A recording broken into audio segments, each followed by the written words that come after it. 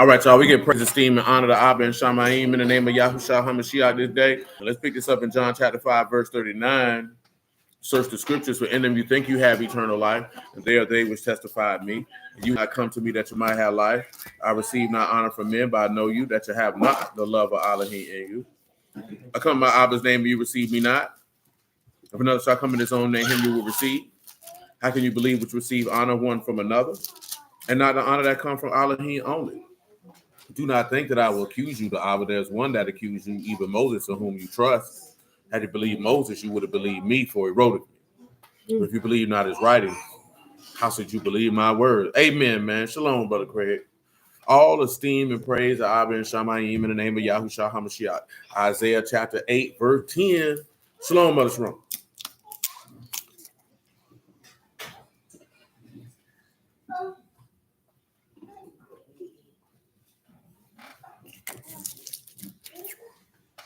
Take counsel together, and there shall come to nothing.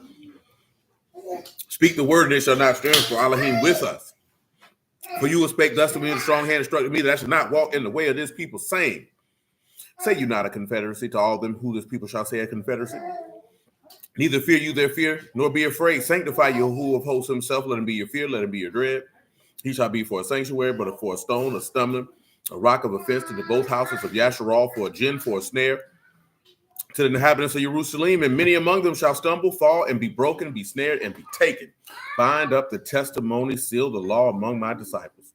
And I'll wait upon Yahuwah that hide his face from the house of Jacob. I will look for him. Behold, I and the sons whom Yahuwah have given me are for signs and for wonders in Yasharal, from Yahuwah of hosts which dwell in Mount Zion. And when they shall say unto you, seek unto them that have familiar ruachs, and the wizards that peep and mutter, shall not a people seek unto the Elohim for the living, to the dead, to the law, and to the testimony? If they speak not according to this word, it's because there is no light in them. Shalom, Sister Regina. Amen. What's happening with your Tavon, man? Shalom, Brother Marcus, man. Shalom, Brother Mark. Peace, Brother Omar. Shalom, Mama Steph. You're welcome. So, I did with something I meant to touch on last night, and then De'Aaron had texted me about it. I gave him a chance to slide on here so he can drop some of the verses he had or what he asked about. And that was what I told y'all about them, that 4.5 hour conversation we had about cuffing a man's testicles. That came from people trying to invalidate Abraham with the sticking the hand under the thigh. One question I didn't never really get to ask because I was doing too much. But you know what I'm saying, is, are we talking about putting your hand, because if you're talking about under the thigh, technically that's not your thigh, that's your hamstring. You know what I'm saying? But that might just be the weightlifter in me, because your quadriceps is on the top, your hamstrings is on the bottom. And more than likely, they put their hand under the hamstrings.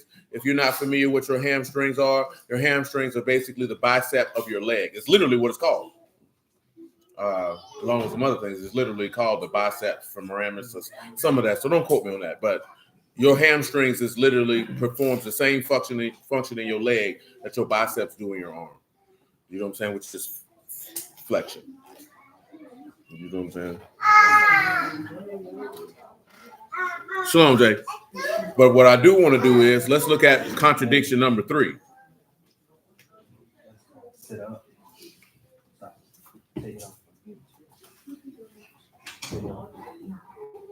Okay, we already dealt with the permanence of the earth, the Sabbath day. So let's hit Genesis 32. You can pick me up at 24.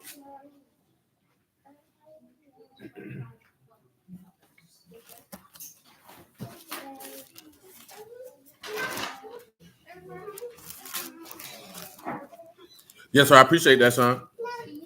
It said Jacob was left alone, and there wrestled a man with him until the breaking of the day. Okay, that's it. That's what we wanted. Talk to him.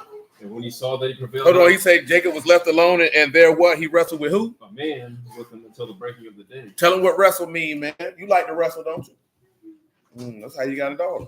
You like to wrestle. Look at you. You like to wrestle. I sure do.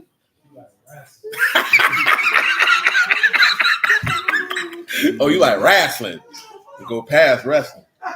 That's about to wrestle, to grapple, to get dusty, to be dust. Not to get dusty. That's what it's quotation after. Get dusty, like Dusty Rhodes. You know about Dusty Rhodes, don't you? But that's for your time. We gonna do something we ain't did in a while, right? So remember, he said to get dusty to be dust. You want to get dusty? You got Olive, Bot, and Coop, man. You give me what you got. Dang, boy, she got you by the ear like it's 1973, boy. Who that? Oh, Cody Rhodes. Yeah, that's Dusty Rhodes' son. Dusty Rhodes is one of the greatest professional wrestlers of all time. Shalom, Sister Kelly. He wasn't big on WWE. He was on NWA, but he's also influential behind the scenes as a booker. Cody looked more like him than Dustin do. He's got another son. His name is Dustin. They're half brother and sister because Cody's mom was Cuban. But yeah, the son of a plumber. But their last name is not Rhodes. Their last name is Runnels, and his name was Virgil. Ain't saying that's something to run across a white man named Virgil, ain't it? Yeah, you don't run across too many white men named Virgil. Now, Cody Rhodes actually legally changed his name to Rhodes because he couldn't use that last name because the WWE owned it when he left.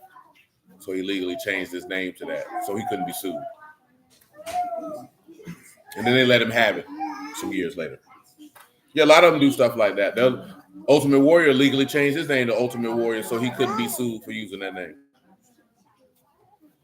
You say Goldust, a very wrong character. Yeah, now he's just Dustin Rhodes now. He works here. He works in the local company here. He works in AEW. You know, Cody Rhodes helped start AEW. And then he said, I got to leave. These niggas are done. Go get some real bread. Y'all ain't got nothing for me? Uh-oh. Not Stone Universe wants to talk.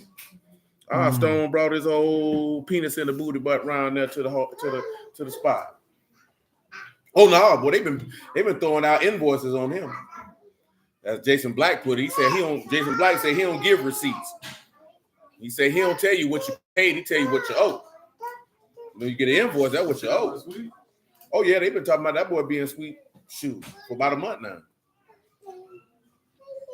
Yeah, definitely had a text message say, you know I like men. I said, whoa. I'm not making this up. No, nigga Stone. Yeah, bump that nigga, man. You know what I'm saying? He ain't nobody working on him. Ain't nobody working on him. Only reason I mention this nigga because he came at Mama Steph, him and George. So, you know, niggas was giving them niggas that work. You know what I'm saying? Niggas on your grass, every corner, giving you hell. You know what I'm talking about? Because you evil as hell. And we're going to get to that in a second, man. Shalom, 10K.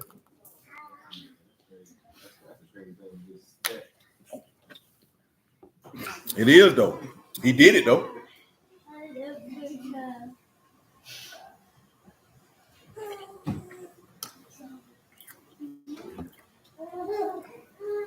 Yeah, man, bump that nigga. Oh, you wasn't, man, bump that nigga. Chick was on his grass all morning. Talking about how nigga got men. Showing his mug shots and him going to jail. And you got a nerve to talk about calling niggas hood boogers. And you got a mug shot looking like you finna go suck all the penis on the third floor. Amazing. Nah, man. Don't get me wrong. I only say that because let me tell you something, man. Any grown man that feels the need to call himself a Bible teacher, but wants to come at an elderly woman and try to run her name through the mud and have people not like her, yeah, nigga gonna bump you. You know what I'm saying? He can say, look here, man, if he'd have said it about Mama Steph as he did, we came for his throat. If he did it to Mother Sharona, he'd come for his throat. If he did it to my mom, I'm coming to his front door. You know what I'm saying? Nigga, what's wrong with you, cuz? And then you got all these skeletons in your closet. You should have been quiet. Right here taking a picture with a white man talking about in the name of trolling. You don't troll like that, and you know it's pictures of you cheesing with a white man talking about you like men. Talking about that was the cable guy. Where was his uniform? Yeah, he had a cable. He was plugging it in. My God, today. He ain't even nobody worth mentioning. Stone ain't nobody. Tell me y'all keep giving me clout. I'll spit in that nigga face. You know what I'm saying? But y'all got something for me, man. Olive Bot and Coop.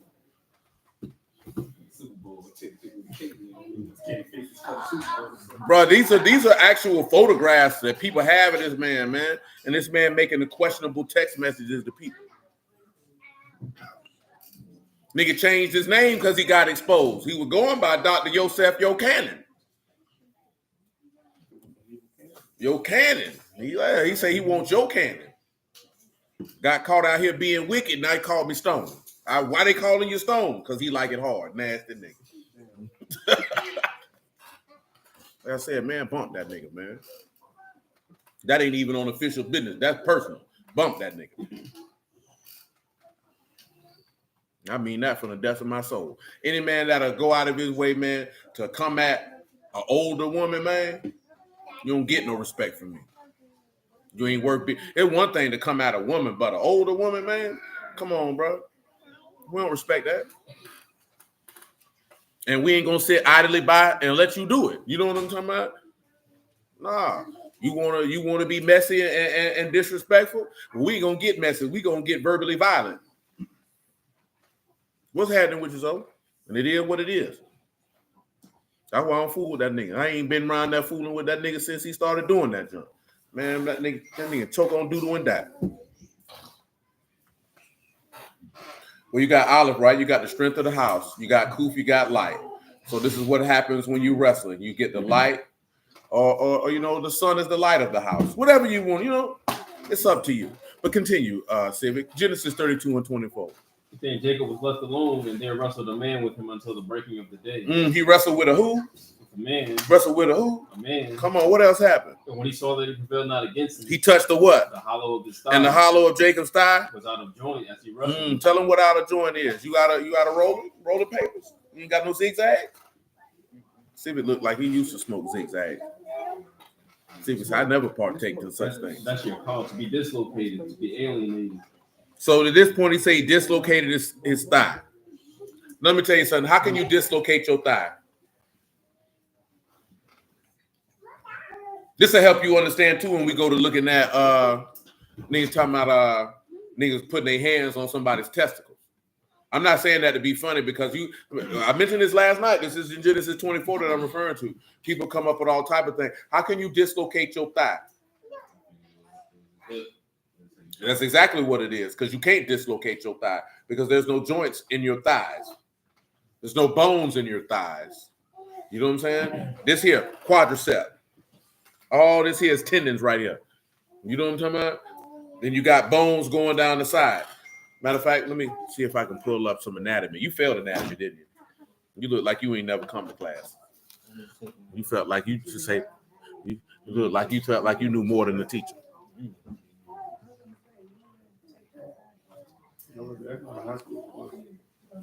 Sure, we took anatomy. You was in the prep school. Nigga, I was at Inglewood High School. They was prepping you. Whoa, that's amazing. The quadriceps femoris muscle, quadricep extensor, quadriceps or quads. It is a large muscle group that includes 4 prevailing muscles on the front of the thigh. It is the sole extensor muscle of the knee, forming a large fleshly mass which covers the front and the sides of the femur. So I don't know if you know what your femur muscle is. You know what your femur muscle is? I mean, femur bone is, excuse me. Shalom, Eric, man. Yeah, you got that one, and then you got, well, that's your tibia. You know what I'm talking about? It's here on the outside, like you said, right? That's what coming out of joint. So 9 times out of 10, when you talking about putting the hand under the thigh, you're probably right here while they sitting. You know what I'm talking about? So they wanted to come with an old Roman stuff talking about that meant you was handling someone's gonads. I don't know nothing about that. Let me see if I can. This thing done changed. These niggas be coming up with updates. I don't be caring for this. They could have left stuff alone. Because now I don't even know where to bring the thing down on my phone. See, you can't even see that. I don't even know where to do that at no more.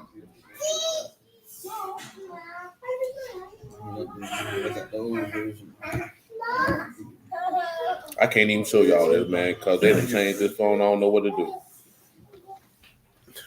But it says that the rectus femoralis. No, those are the muscles. We really want the bones. You got your femoral artery that run through it in between. No.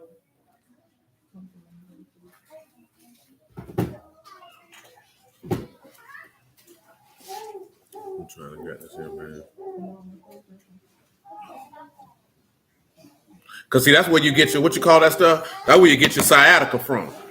You know what I'm talking about? But that's on the backside. You know what sciatica is, don't you? You don't know about your sciatic nerve? People usually have low back pain, or you have some sharp pain or numbness in the back of your legs, down to the bottom of your feet, through your glutes. That comes from your hamstrings either being tight or your spine being compressed, and it's pushing down on that nerve in your lower back. So your quads can't do that. You won't usually have that type of tingling in the front part of your leg. You know what I'm saying? So, because you got this hip bone, because truth be told, when you're doing hamstring work, do more work with the hips than quadricep work.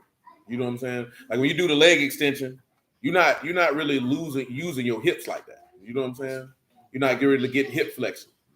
You know what I'm saying? But when you're doing leg curls, when you're doing deadlifts, when you're doing hip thrusts, what's happening with you, my G? You like to do hip thrusts, don't you? You be hip thrusting? That's why you got them churn. You be in the hip thrusting? So none of you niggas go to the gym and do hip thrusts. That's what you're telling me. If you're not, that's unfortunate because you should have been. Which one of you niggas neglecting the hip thrust? You don't even go. You know how you looking. You go for 2 days and say, I don't want to go no more. Doris, you be in the hip thrusting? Oh, you done quit going too, huh? This ain't California. You ain't going back nowhere. Now, listen, right? All jokes aside, right? You can do hip thrust with a barbell. You can do hip thrust with a dumbbell, and then they got hip thrust machines. You know what I'm saying? The Baylor's on 103rd got a hip thrust machine. I think the one on San Jose and Sunbeam got a hip thrust machine. That's the one you just sit in, strap him in. They got one on done. You know what I'm saying? If you don't want to fool with having that bar going across your hips.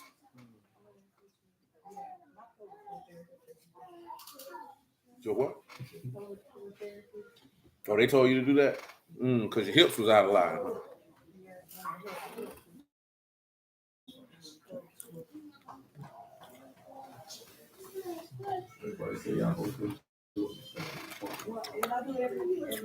I mean, you can do them body weight wise also. Or if you ever done glute bridges. You know what I'm saying? But I'm mentioning all these things because these are hip flexing exercises. You have to have your hips to be able to do them. You know what I'm talking about? So when you look at him putting his hand under his thigh, more specifically here, his thigh being out of joint, he's talking about his hip.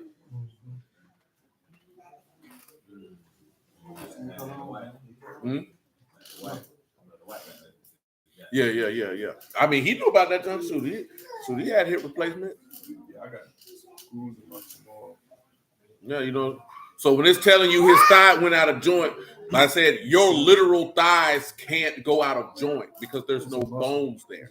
Straight muscle. You know what I'm saying? That's all this is right here. Hit your thigh. You don't feel no bone there. Ain't no bone there. That's why when you tear your quadriceps, that junk is extreme. I watched Vince McMahon tear both of his quadriceps at the same time. That man ran the jump in the ring and stood up, and you could see his quads explode.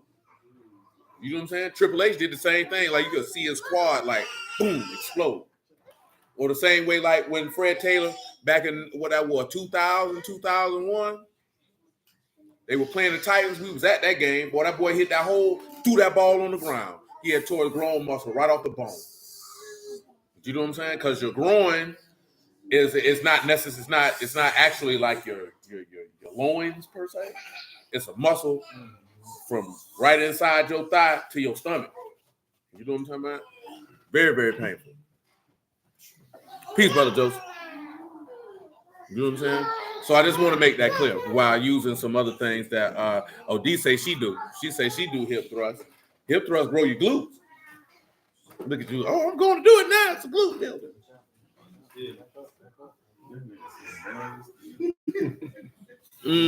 And George in there. Oh, they finally got George them in there. Oh, sucker nigga.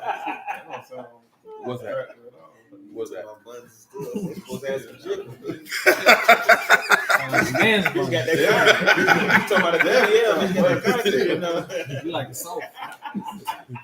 Oh, that was an old. Who was that? Was that Jane Fonda? I think that was an aerobics thing back in the day. Come on, Sippy, read verse 25 again, man. It said, when he saw that he prevailed not against him, he touched the hollow of his thigh, and the hollow of David's thigh was out of joint. Tell him what hollow is, man.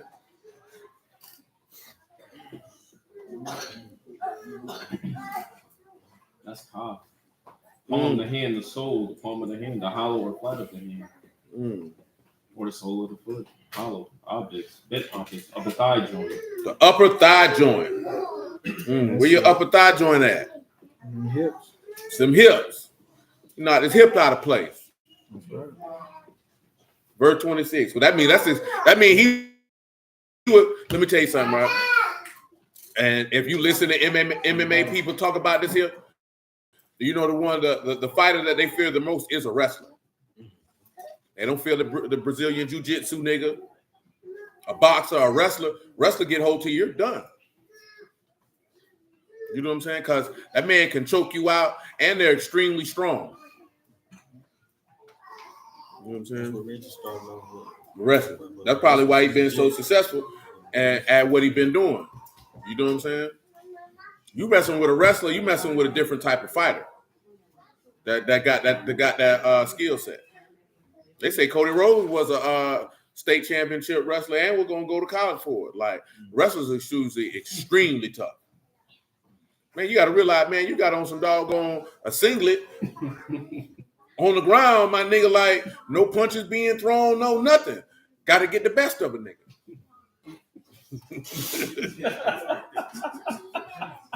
It is crazy. They doing it though. I'm talking about. Nigga got a nigga.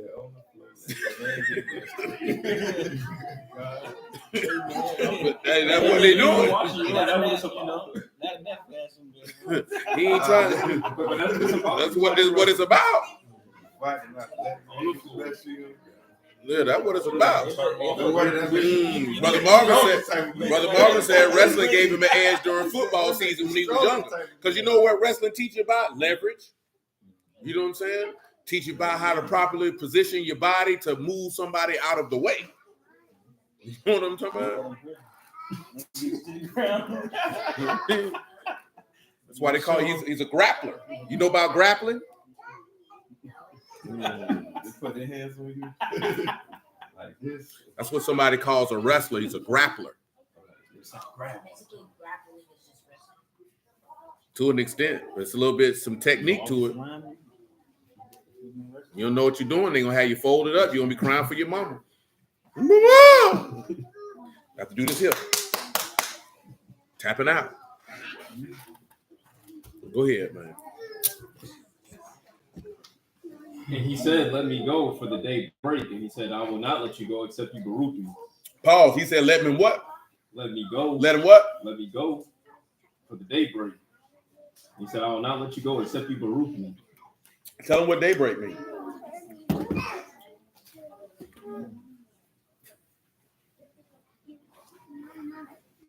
Day is Shakar. Oh, that's the same word from Isaiah 8 and 20, right? Mm-hmm. That's the dawn, right? And break is a lot to go up to a sin. What y'all think this gonna point you to, man, when he said, man, let me go for the daybreak? This Jacob talking now. We didn't talk about this before, it's just been a long time. You know what the song say, don't you, Lisa? We shouldn't have left you without a dope beat to step to. That's the song. Yeah, you like this here. You look like you want to dust yourself off and try again. You don't like that. Get out. I was like, dang. I'm sorry.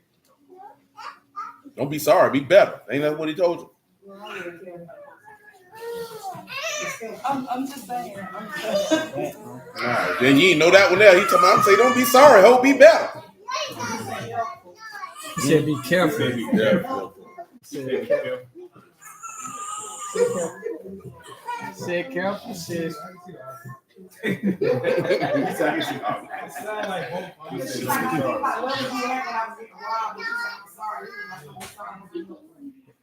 I don't know what he said. I definitely never heard helpful.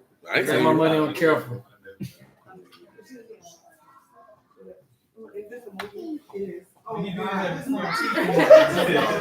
This Friday afternoon. He was Mr. T. That was a hell of a story how he lost his teeth. He said his son was playing with his chain and his chain hit him in the mouth, knocked his teeth out of his mouth.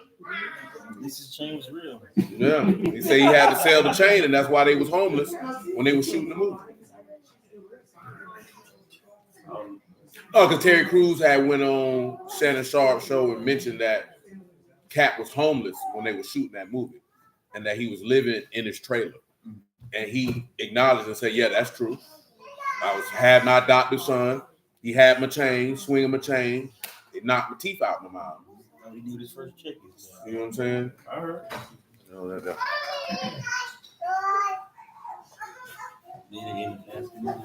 Yeah, you're right, East. My bad. Yeah, the angel say, let me go for the daybreak.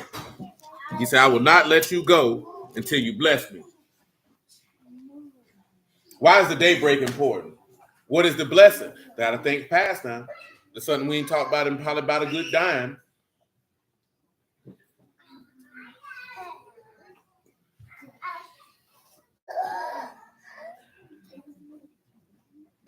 Nobody? What you over there playing for? You want somebody to do something to you? You over here? Nothing, nigga. You see me smiling with you? I'm not playing with you, cuz.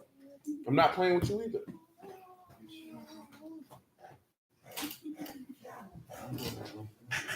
Come on, give me Matthew 28:1. Daybreak, man. Daybreak. Daybreak, daybreak, daybreak. You know when the daybreak? When the sun comes up. You ever seen the sun rise? You ready for the day to begin? That's daybreak. The breaking of the sun. Come on, Say, in the end of the Shabbat, as it began to dawn towards the first of the week, came Mary Magdalene. Hold on, but it began to what? As it began to dawn toward the first of the week. Tell them what dawn means.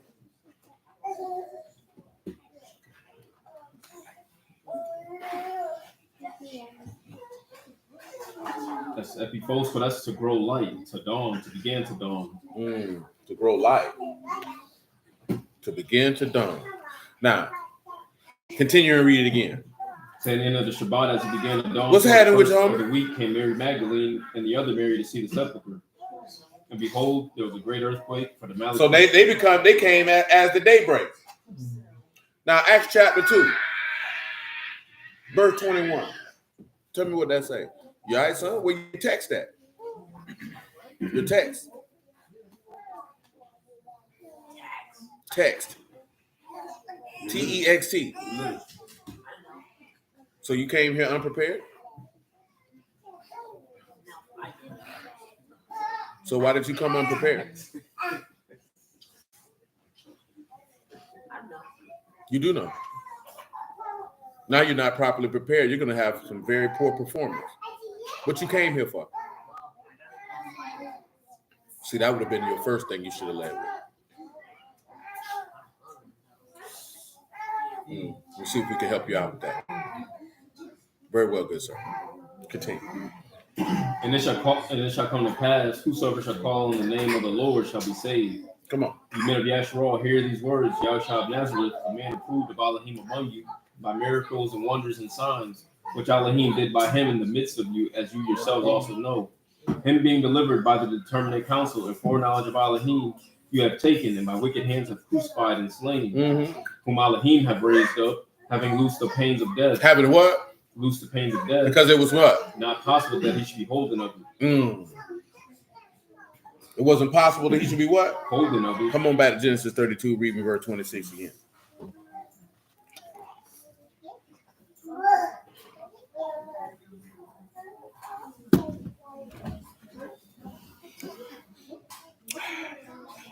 And he said, "Let me go for the daybreak." And he said, "I will not let you go except you bereave me." Mm-hmm. And he said unto him, "What is your name?" And he said, "Jacob." And he said, "Your name shall be called no more Jacob, but Yasharal. for as a prince, Have you power with Elohim Mhm. and with men, and have prevailed." and have what? And have prevailed. And have what? Prevailed. Listen. Jacob asked. Pause. Listen. Now, this is pointing to you when Mashiach goes in and is resurrected from the dead. But give me Hosea 12 and 4 for another point.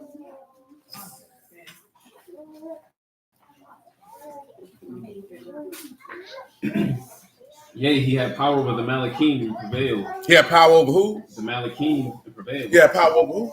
The Malachim and prevailed. Now, what does this Malachim represent as we pertain to the Yahushua? Who does this Malachim represent? Because it said Jacob had power over this Malachim and prevailed. Go ahead, give him power. Go ahead, give him prevail. The sword, to be or act as a prince, rule, contend, to have power, to prevail over, to rule over, to govern. To have power to rule, to govern. Remember, he said he got power out of him and with men. And then prevailed is Yaakov, to prevail, to overcome, to endure, to have power, to be able. To overcome. To gain the victory, if you would. Yeah. I mean, but you got to be specific. Sin and death is not a Malachim. You said that made me think of Hebrews 2:14 when he said he had power. He took that power over. And that would be correct. That Malachim represents the devil. But let's hit this John 16 and 10, and then we'll get Hebrews 2 and 14.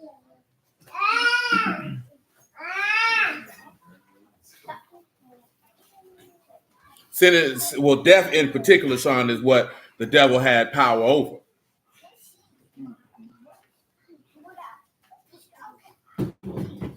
Oh, Lord, excuse me. I know they probably, I can't even believe them niggas went round that, boy. I know the nigga getting cussed out right about now.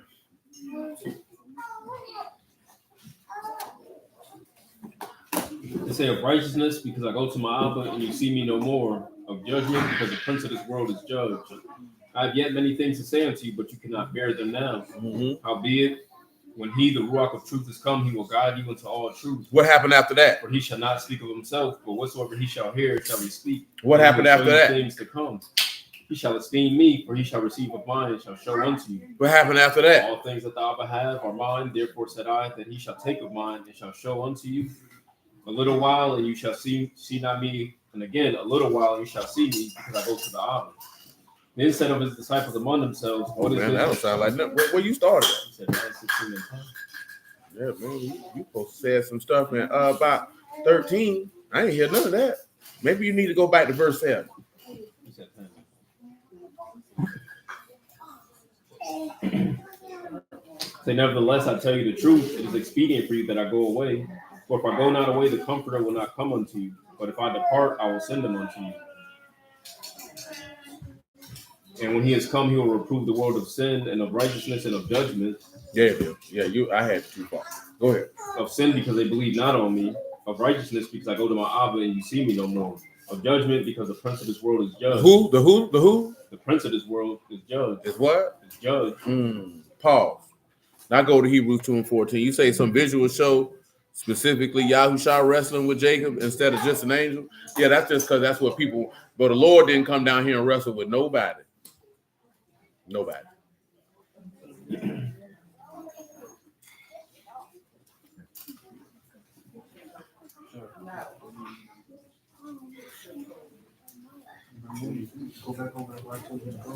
Come on. For as much then as the children are partakers of flesh and blood, he also himself likewise took part of the same. In the same, baby. That through death he might destroy him that had the power of death. That is. The devil.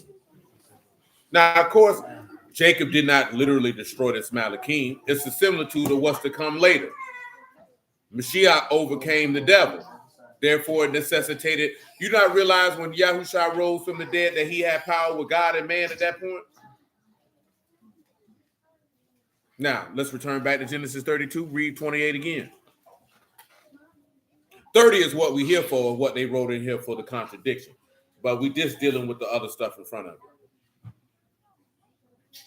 And he said, your name shall be called no more Jacob, but Yasharal. For as a prince have you power with Elohim and with men, and have prevailed. This is why this man tell you, if you name the name of a Mashiach, depart from iniquity. Because when you receive this man's spirit, now you got power with God and with men, and you have prevailed.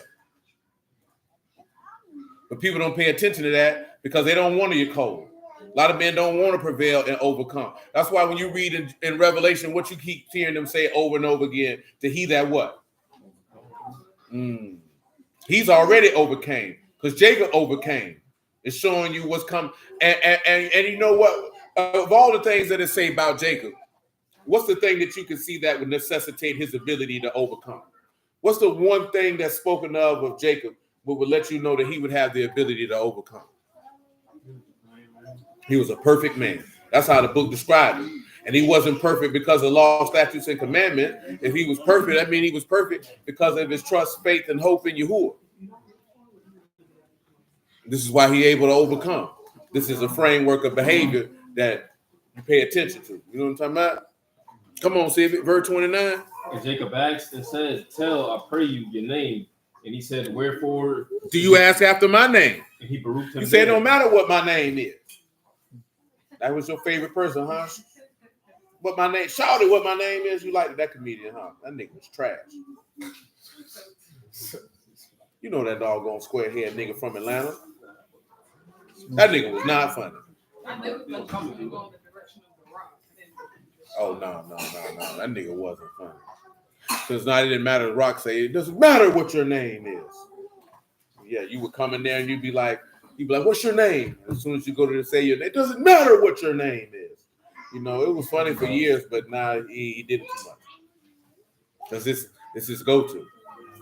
You know what I'm saying? Well, he ain't did it recently, though. But that nigga will do it. He has a multitude of different catchphrases and things he used to do. You know what I'm saying? That's why he's in Hollywood now. What you crying for? Huh? Shoot, she need to take a tumble. Nigga wasted all my apple juice. Nah, I don't drink apple juice. That was her apple juice. She screwed herself. You drunk it too? So he didn't get a chance. That was a fresh bottle. She couldn't wait and pulled it off the counter. Pop goes the weasel because the weasel goes pop. And all the juice on the floor. Now you can drink spit for breakfast. Water. No water. Spit. Come on with verse 30. Jamul.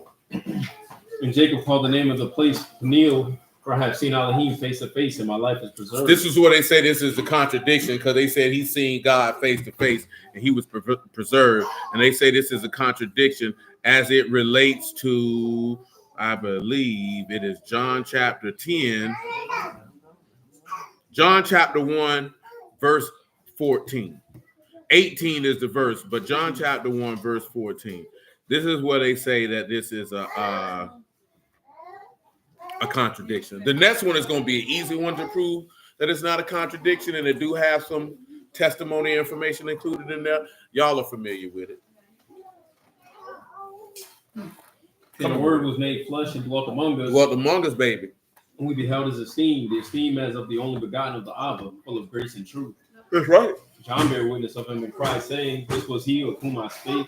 He that come after me is preferred before me, for he was before me. He was before And me. of his fullness have all we received, and grace for grace.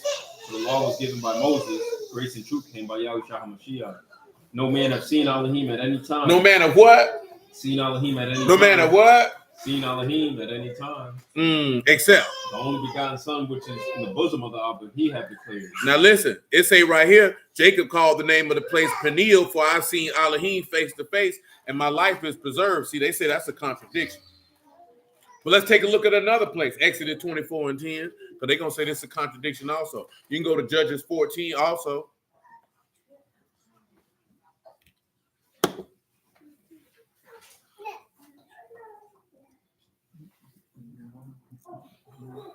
And they saw the Elohim of Yasharal, and under his feet, as it were, paved work of sapphire stone, and as it were, the body of Shamahim in clearness.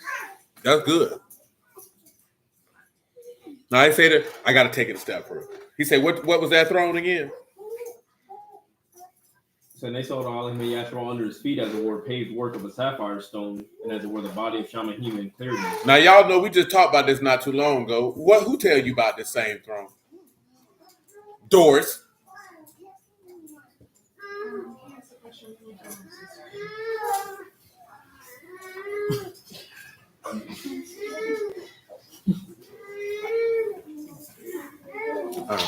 I'm appalled and dismayed. What you laughing for? Then what the answer is? Better help her out. Y'all names rhyme. Glory and Dory.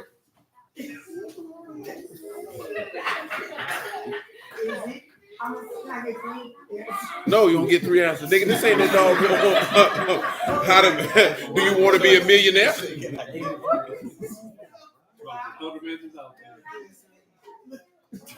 It's a record. Do you tell your students that? No. Ain't no credits here. Are you just passing these niggas? Ezekiel what? Is it Ezekiel who? It is. It ain't. No. It's not. Oh, that nigga don't know. Come on, LeJohn.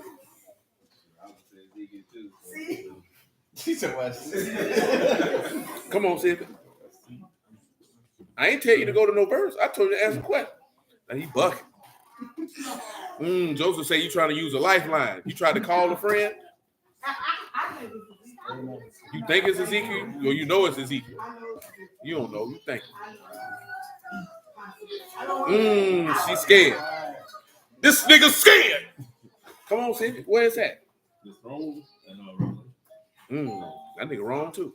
Come on, Stanley. I was gonna say in Revelation 4.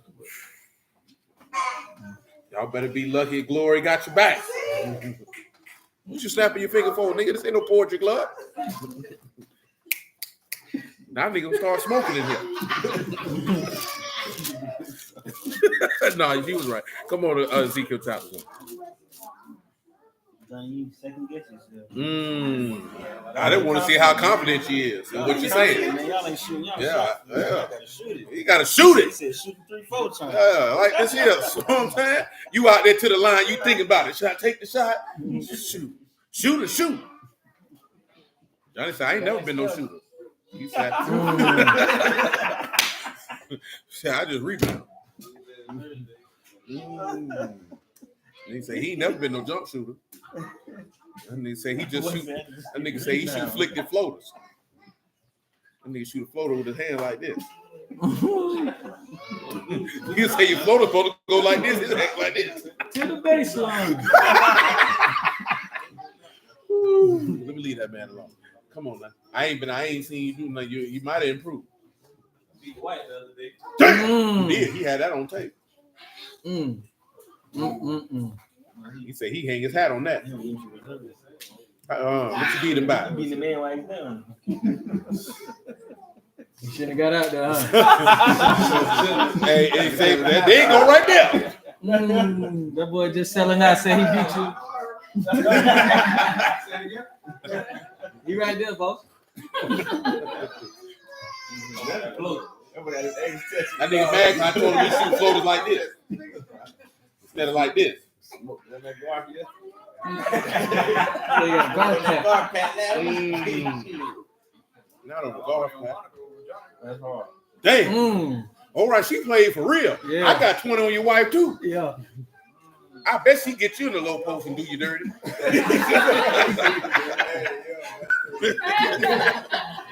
You doing the pay? Well, I don't get nothing about no nasty work. You see, go get that nigga on that low block. That nigga, that triple threat move, that nigga done. Know what I'm talking about? She used to play center, boy.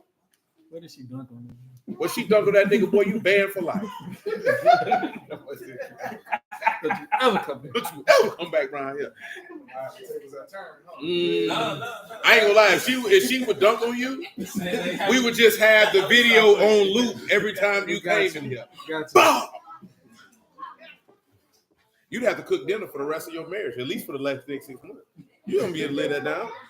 You can say how you let your wife dunk on you. Everybody call me out, I get a judge. That's all I'm saying. So you go see, he didn't call you out though. Mono, you think you can fade him? You talking about brother?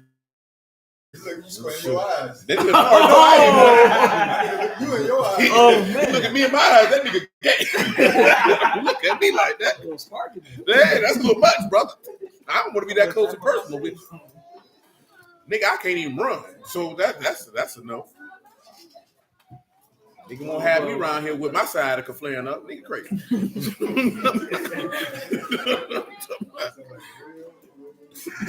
Sound like a nigga with back pain. That's what I sound like. You know what I'm talking about? 1 and 26, man. Ezekiel. Matter of fact, you can make it 24. And when they went, Got my back hurting. Just think about it. saying when they went, I heard the noise of their wings like the noise of great waters, and the voice of the Almighty, the voice of speech, as the noise of a host. When they stood, they let down their wings. This is what y'all got from Revelation, right? What it is, 6 and 15. Hey, little boy. And there was a voice from the firmament that was over their heads when they stood and had let down their Man, wings. I say Revelation 6 and 15. Kept reading. This boy smoking marijuana before he get here. Doris, what you doing to him?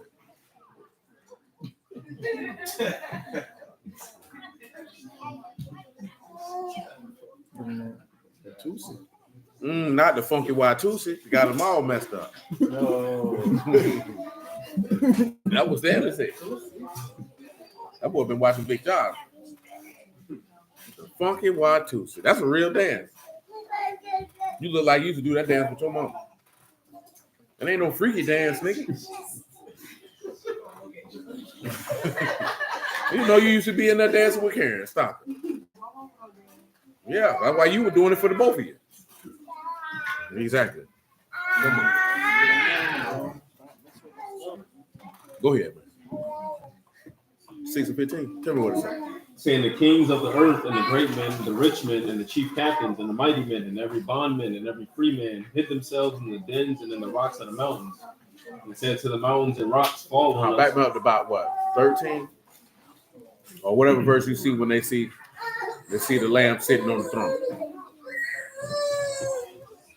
You see what I'm talking about? Oh. It might have been 16. Yeah, go ahead. You was going to run into it, and I just stopped you premature. It said to the mountains and rocks, fall on us and hide us from the face of him that sit on the throne. That sit on the what? That sit on the throne and from the wrath of the Lamb. And what he told you, he come down, he gonna have a what? Get him Isaiah 20 what? 20 what? 7? Is it 27? Tell me what 27 and 12 say, man. It might be 26. I might got you wrong. It might be 26 and 19.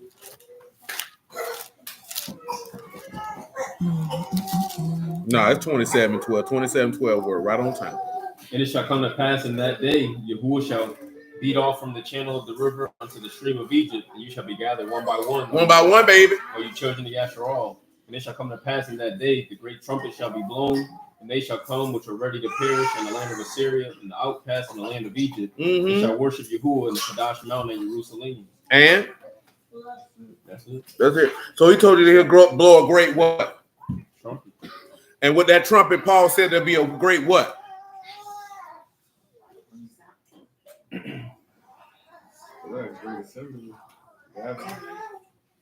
No, that's not what he said. Who can tell me what the man said? 1 Thessalonians 4:13. You sleep in my classroom, son? Somebody beat you up? You got pink eye? Why would you do that? That's not good.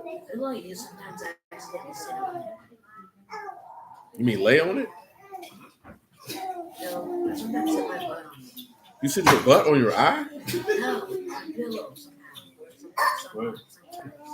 Well, you sleep where you put your butt in? No, sometimes, not a lot. Yeah, don't do that, bro. I don't think you get conjunctivitis from the butt on pillow, but don't do that. Yeah, that's what people say. That's a myth. No, it's not how you get conjunctivitis. Pink eye is conjunctivitis. You don't get conjunctivitis for a nigga farting in your eye. So who's the one who was You don't get nothing. No, you just get you got you just got farted on. You just got farted on. That is a wives' tale.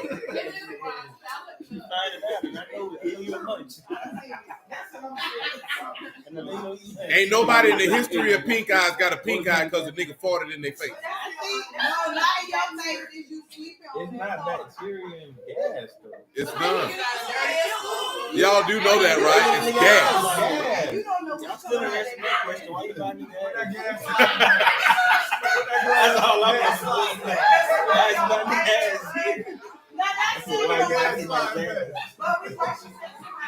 That's not how that works.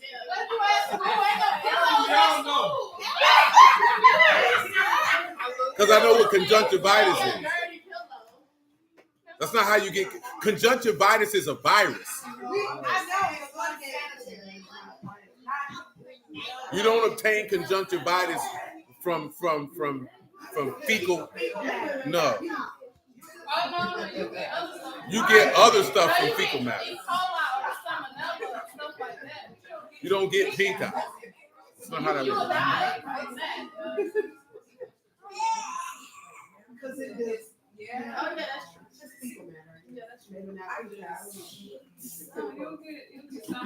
Niggas talk about all that type of stuff, but y'all grew up putting your mouths on other people's genitals, and you weren't about fecal matter coming out of toilet.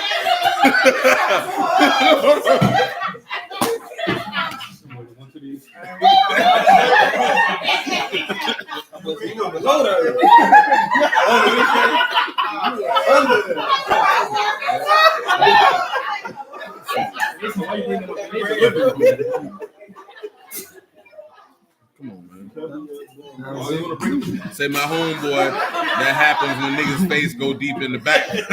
Woo! Yeah. Yeah, no, all jokes aside, because I looked that junk up years ago. No, I'm talking about what pink eye is. I mean, conjunctivitis.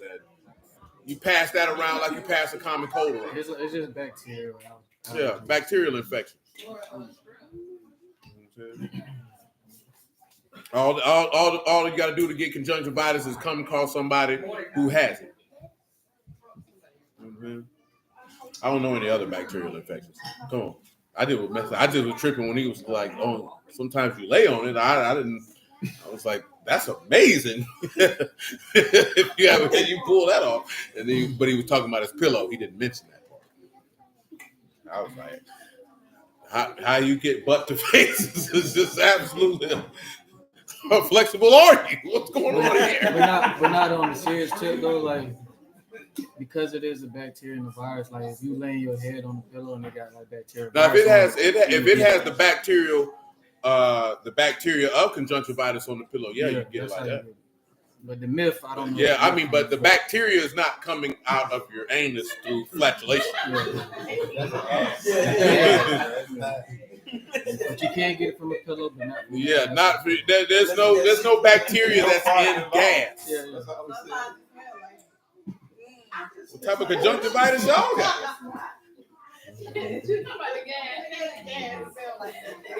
God, y'all need help from Jesus.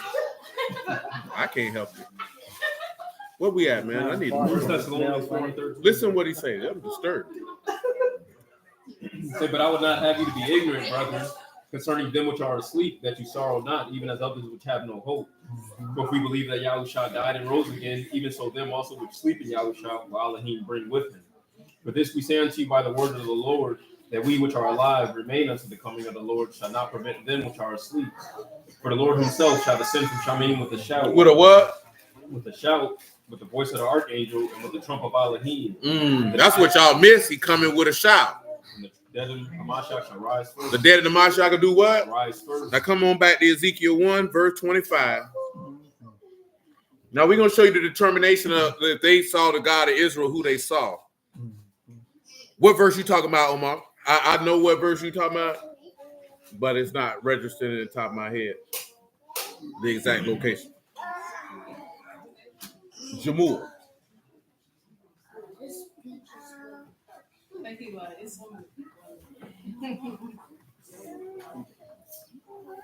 And there was a voice from the firmament that was over their heads when they stood and had let down their wings. He said there was a voice from where? The firmament that was over their heads. That voice is this man shouting when he let down his what? Their wings. And above the firmament that was over their heads, the likeness of a throne. Likeness of a what? Of a throne. Of a who? Of a throne. As the appearance of a sapphire upon the likeness of the throne was the appearance of a man above upon it. That's the Lord. Notice it didn't say the appearance of God, it said the appearance of a man. Get him Daniel 7 and 9.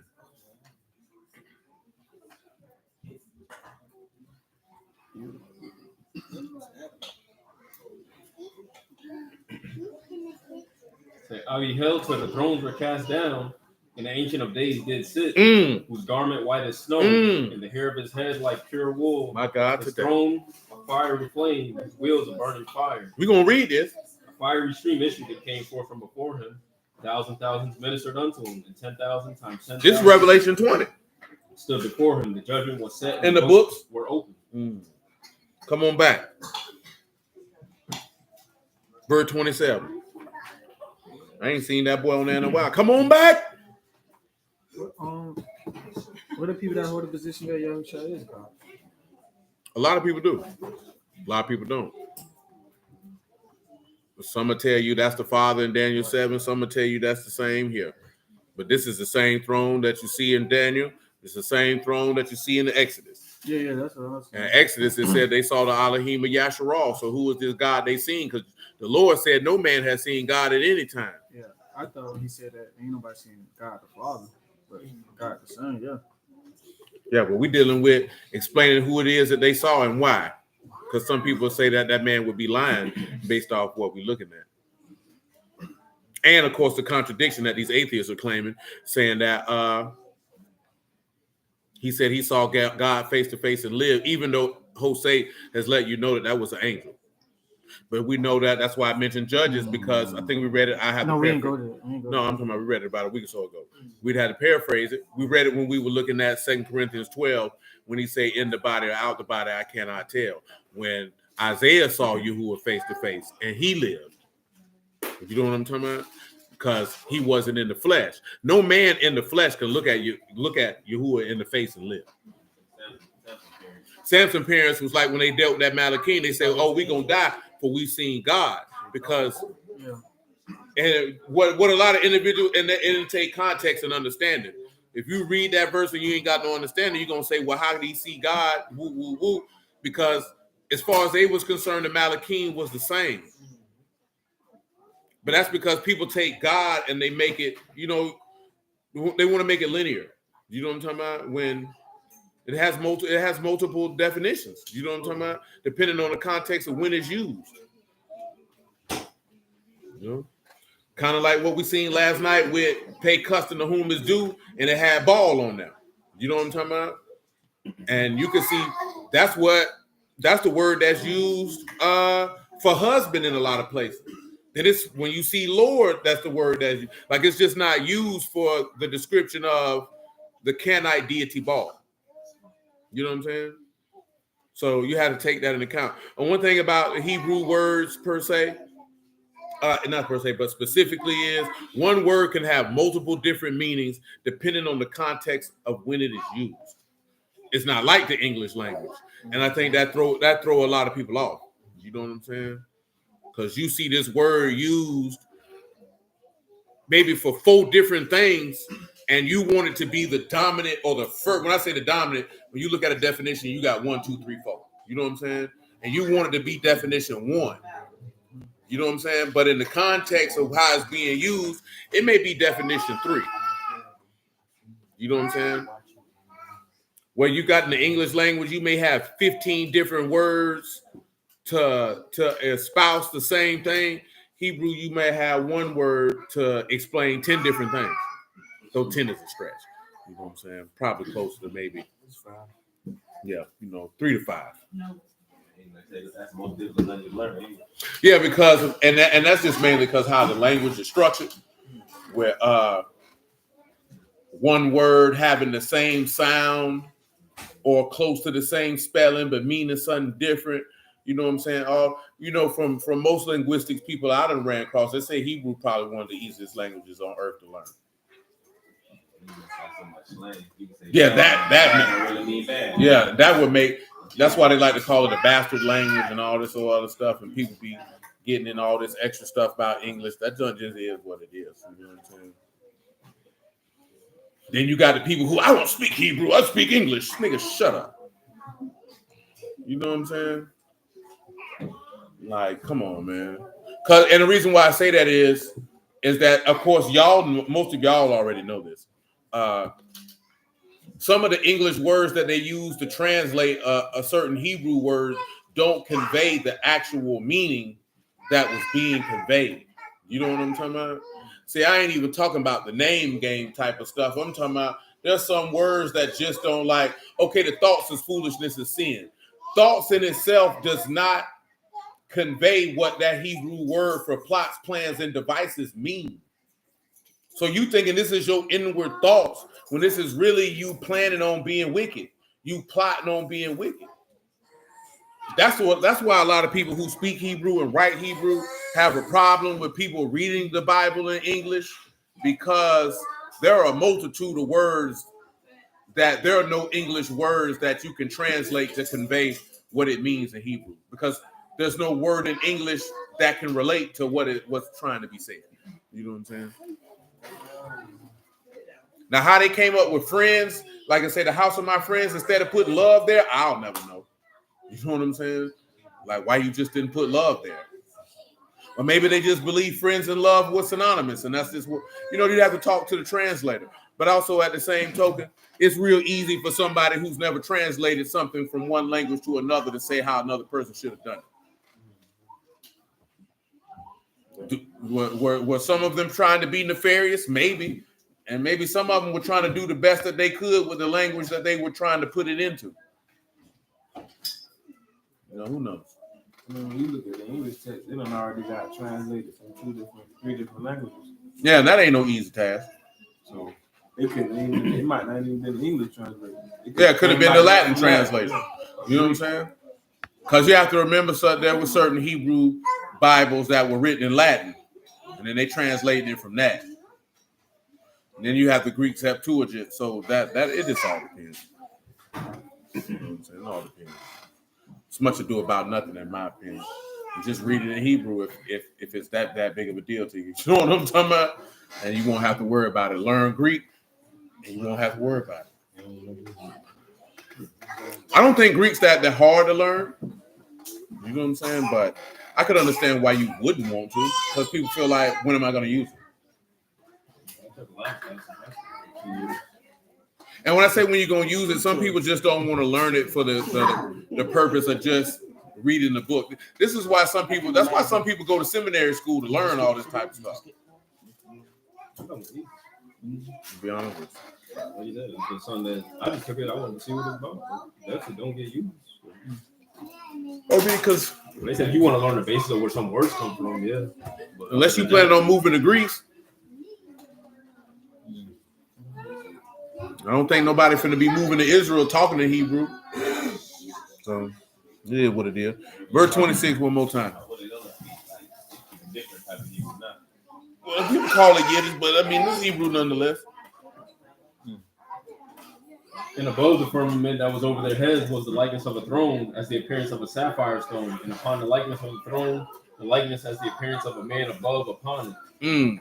And I saw as the color of amber, as the appearance of fire round about within it. The appearance of his loins, even upward. Appearance of his loins, even downward. I saw this with the appearance of fire, that it had brightness, round about it. As the appearance of the bow that is in the cloud in the day of rain. So was the appearance of the brightness round about. This the appearance of the likeness of the esteem of Yahuwah. And when I saw it, I fell upon my face, and I heard a voice of one that spake. Give me Revelation 10 and 1.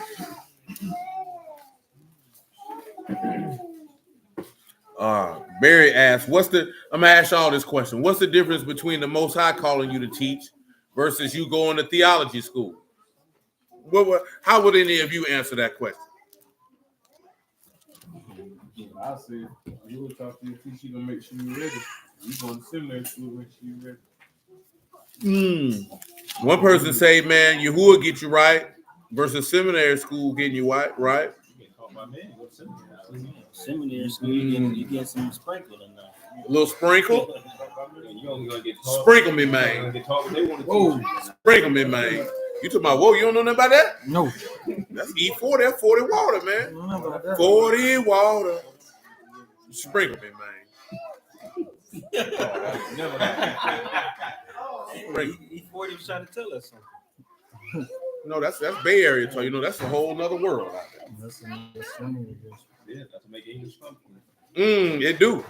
What are you saying? What do you mean? What do you mean by that? How you justifying this? What are you saying? On this side, they say rain.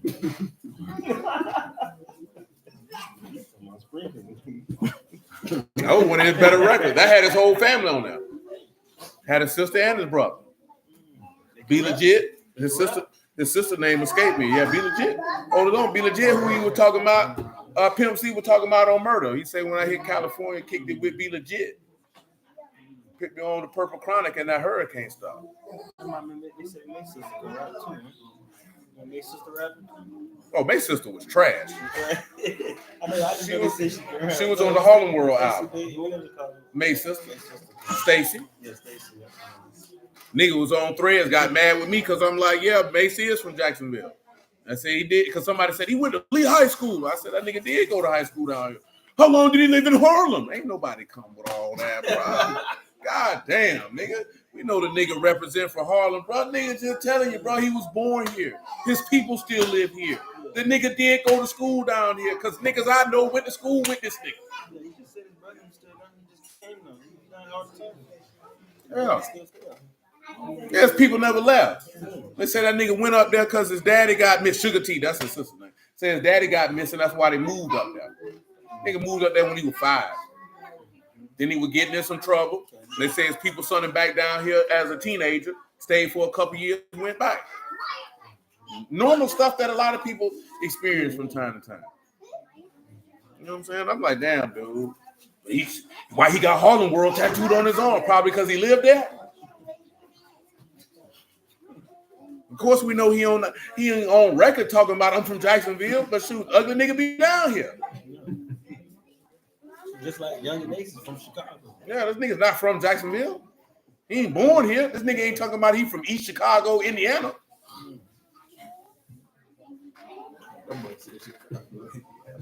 No, it is though. Yeah, he ain't from Chicago, Illinois.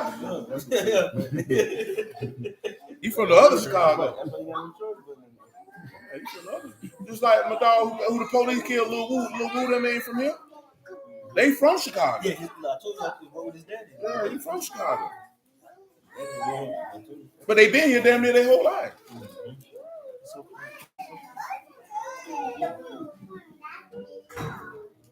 I ain't know where Wesley Snipes was from. I don't know where Wesley Snipes from. Oh yeah. No, he say like Wesley Snipes. He might be rapping another city and be from somewhere else. Yeah, but it was in his feelings about that. Cause I remember tripping when I heard Udonis Haslam say he was from Miami, and I'm like, man, we played this nigga in high school. I ain't know he stayed here for like a year or two. Cause he went to Wilson. You know what I'm saying? I ain't know he came. I just know, hey, this nigga was at Wilson. We played against him. Oh, he said he from Orlando. So he went to high school in Orlando. Come on, what we at with? Yeah, just like you say, corrupt being from Philly. Revelation 10 and 1. Run that for me. And I saw another mighty Malachi come down from Shamaim, clothed with a cloud and a rainbow upon his head, and his Now, face as it were the sun, and his feet as Now, you see that rainbow upon his head? What that rainbow represent? That covenant. It said the same way that his throne come like a bow in the cloud. What does that bow represent that he not going to do? Flood him. Jamal, come on from back there, son. Now, let's come back. And what was the other spot I was going to hit? Now, we looked at the throne in Ezekiel 1 and Exodus 24, about they said they seen God. This is the same throne Ezekiel seen is the same. So what God did they see? Come to John 5 and what? 35? Then we'll get Proverbs 11 and 7.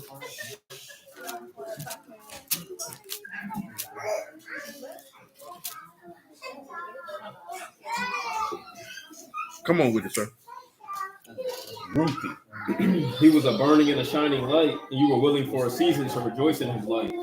But I have greater witness than of John, for the works which the Abba hath given me to finish, the same works that I do bear witness of me, that the Abba hath sent me. And the Abba himself which hath sent me hath borne witness of me.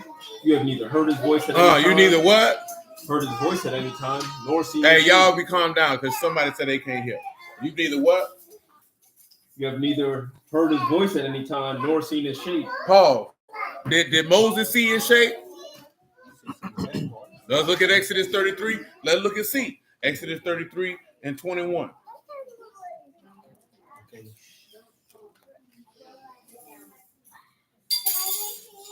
And Yahuwah said, Behold, a place by me, and you shall stand upon a rock. And it shall come to pass while my esteem pass by, that I will put you in a cliff of the rock, and will cover you with my hand while I pass by.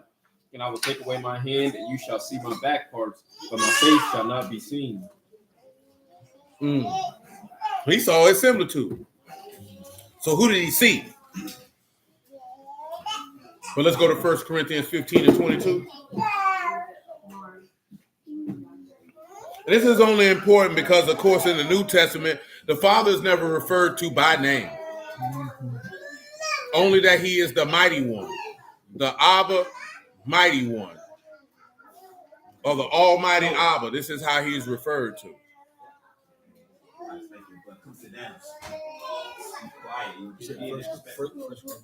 15:22. Then after that, Proverbs 11 and 7.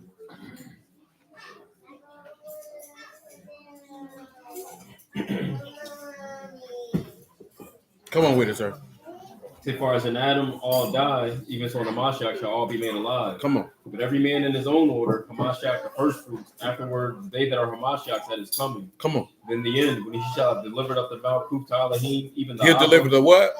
the Malkuf to Elohim, Even the who? the Abba. He shall put down all rule and authority and power. For he must reign till he have put all enemies under his feet. The last enemy shall be destroyed is death. Now give me Revelation 21 and 22. Matter of fact, make it 21 and what?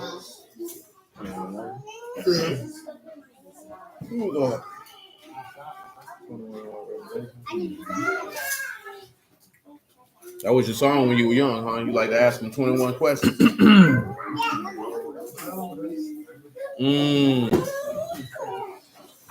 And I saw a new heaven and a new earth, for the first heaven and the first earth were passed away, and there was no more sea. And I, John, saw the Kadash city, New Jerusalem, coming down from Elohim out of Shamayim, prepared as a bride adorned for her husband.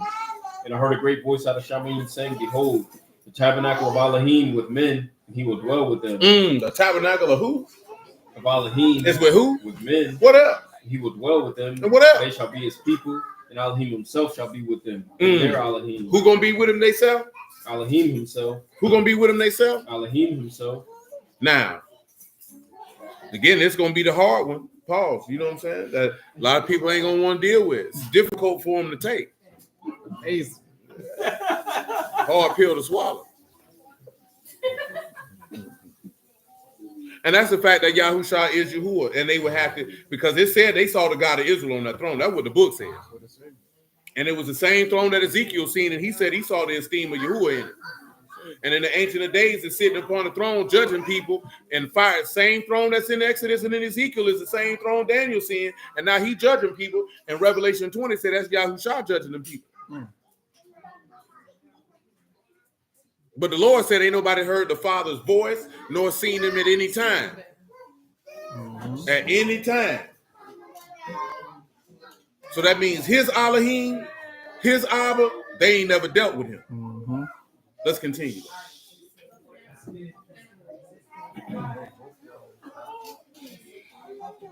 This is also for you to explain how you know that Jacob didn't see God when he saw this Malachim.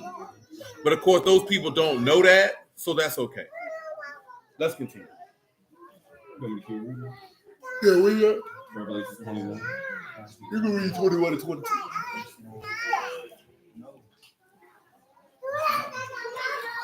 As we talked about before, the name of Yahuwah is a family name. I know a lot of people get on there. So him and the father are the same. No, stupid. I have a name. My son has the same name. His father has a name. He has the same name as his father, and his son has the same name as him. So it's 3 Dales out here. 3. What I mean by that is you saying that, oh, so him and that's dumb, nigga. But guess what? They all 3 would be one because they emanate from the same seed with the same name. Not that hard, man. Niggas get on certain stuff out like they ain't got no common sense. It also tells me that a lot of these niggas probably hate their son. Because you mean to tell me as a father, if you had dominion, power, rule, riches, and all these type of things, that you wouldn't bequeath that to your son upon your demise? Now, of course, we know the Almighty Abba dies not. So that's not the point of what we're talking about. Now, see, we could get to what we were discussing earlier with the question was the Lord sacrifice a suicide plot? And to hear this old stupid nigga in there try to justify this being a suicide, it made me want to start getting high on paint thinners. You ever seen niggas huff paint? They don't do that no more. Yeah, I wanted to huff some paint listening to this man. You know what suicide is, right? They were trying to use the verse John 10 and 18. I lay my life down on myself. He said, see, that's suicide. I say, nigga, that's not suicide. Suicide is intentionally taking your life. You know what I'm saying? Because at that point, some people consider kamikaze pilots to be committing suicide. But these were men who were willing to sacrifice their lives in battle. Technically, that's not suicide. That's all the Lord was willing to do, was sacrifice his life in battle. The battle against sin. Come on, Glory. Shit.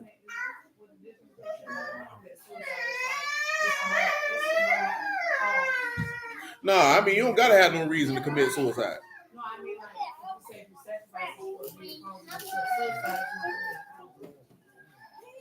No, not necessarily. I mean, some people, kamikaze pilots sacrifice themselves. You know what a kamikaze pilot is? Who in here don't know what a kamikaze? What do these people taught y'all? No. They purposely try to make the. That was some pilots in Pearl Harbor. Not in Pearl Harbor. Japanese came over there and Those were Japanese fighter pilots. During World War II, they would purposely destroy their crafts in battle to take out as many enemies as possible. That's where the term "he's a kamikaze" comes from. Oh, you're not familiar with kamikaze at all?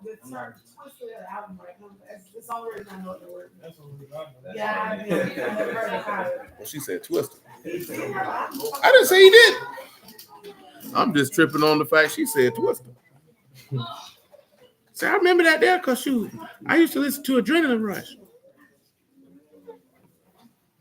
So you was around here sitting in the house talking about, do you want to ride in the backseat of my Cali, chopping it up with Do or Die? That's all good. You got kamikaze cocktail. But listen, right? This is a Japanese term that refer to pilots who flew suicide missions during World War II. The word literally translates to divine wind. It originated from a 16th century Japanese tale about a Mongol emperor whose fleet was destroyed by a heavenly wind. The Tokyo Corps, originally called the Shimpu Special Attacks Corps, was renamed the Kamikazes by American code breakers. The kamikaze tactic was proposed as a last resort when the tide of the war turned against Japan. Kamikaze pilots were young volunteers who performed special ceremonies before flying. The plane was sometimes loaded with extra fuel, tanks, and bombs. The pilots would crash their planes into enemy warships.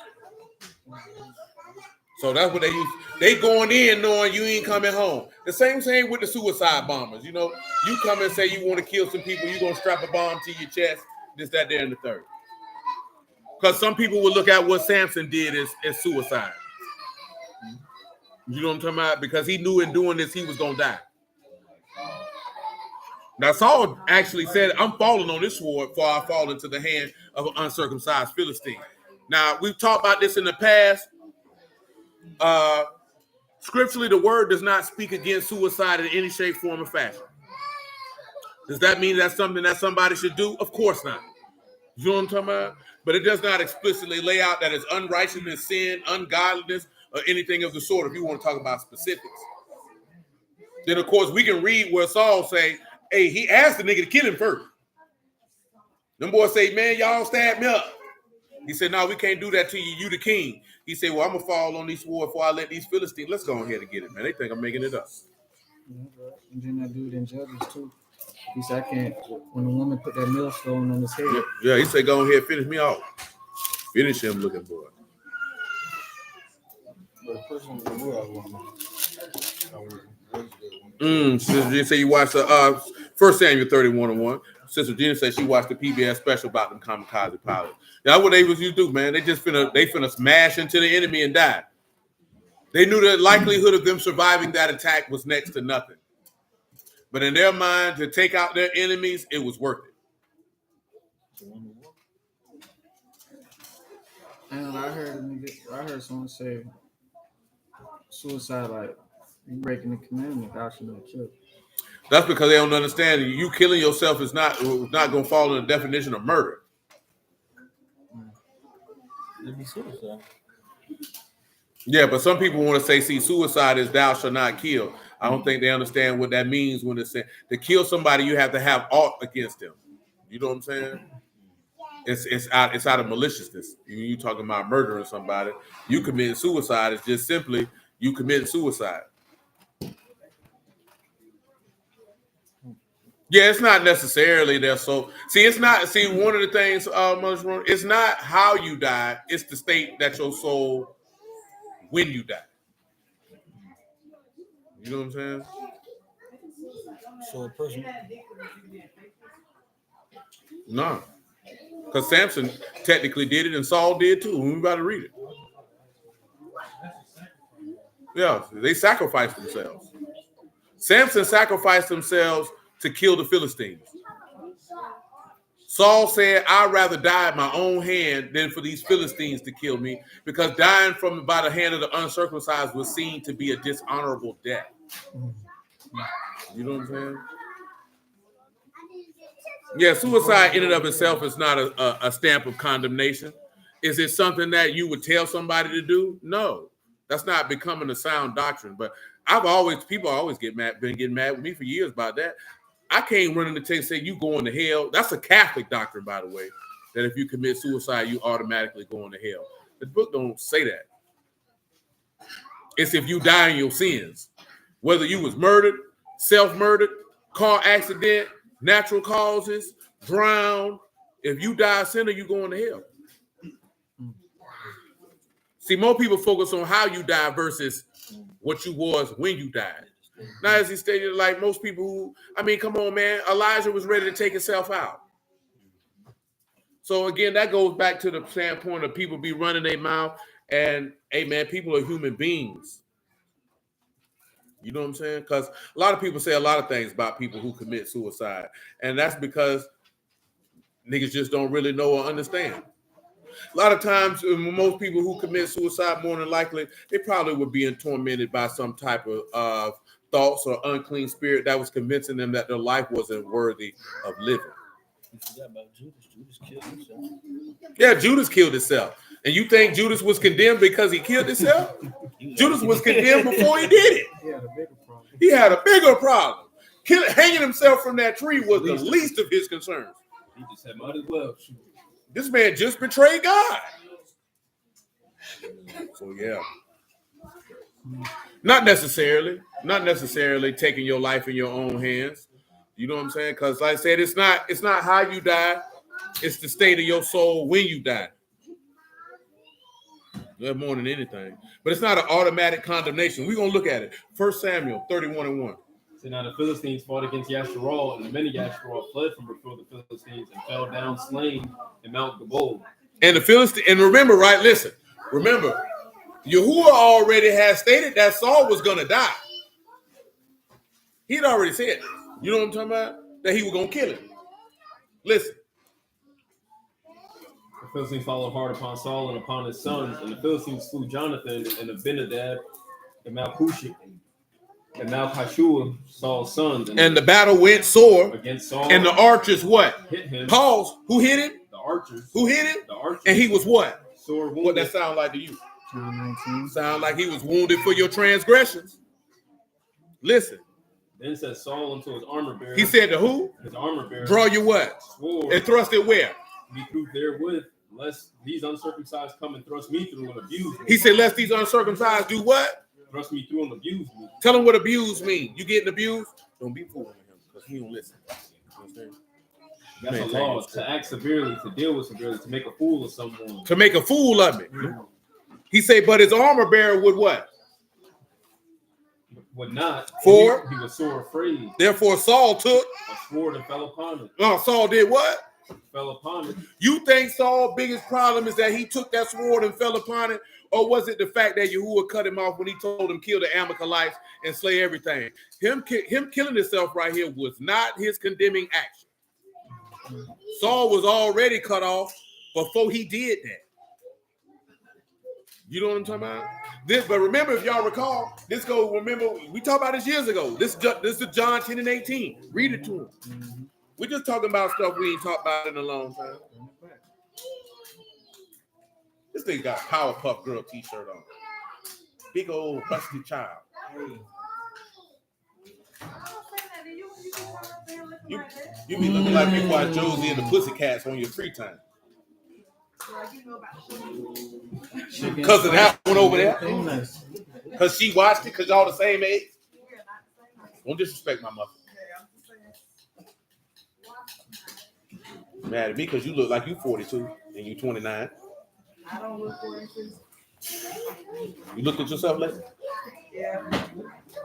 You look like somebody's grandma with a hat on. Not for real. Let me leave it. She gonna cry later. I don't want to. We went too far. I apologize. I'm sorry. Go ahead. So no man. Stop it, boy. So no man take it from me, but I lay it down to myself. That's right. Hold on. He said, I can understand if a person died for their friends or family, but what would cause a God? I mean, you got a lot of people, man, that, like I said, right, what would cause a God-fearing, faithful person to want to kill themselves? Life. Some people, remember what Paul said in Philippians, man, he said, man, it's better for me to be with the Lord than he didn't. Somebody read that and think he's suicidal. What is that? Philippians 1 and what? 21? What is that? He said it's more benefit if I stay with you. Yeah. Some people want to die. Like they want to go rest. They don't want to be here no more. They don't want to deal with this stuff no more. They like, I'm good. You know what I'm talking about? And then sometimes I know if you ain't never got to that point to have that thought process, sometimes some people be so sick, be in so much pain, they be like, man, just go ahead and get me out of here. You know what I'm saying? And you looking at it like, why you want to leave here? Because you being selfish because you want them to stay here.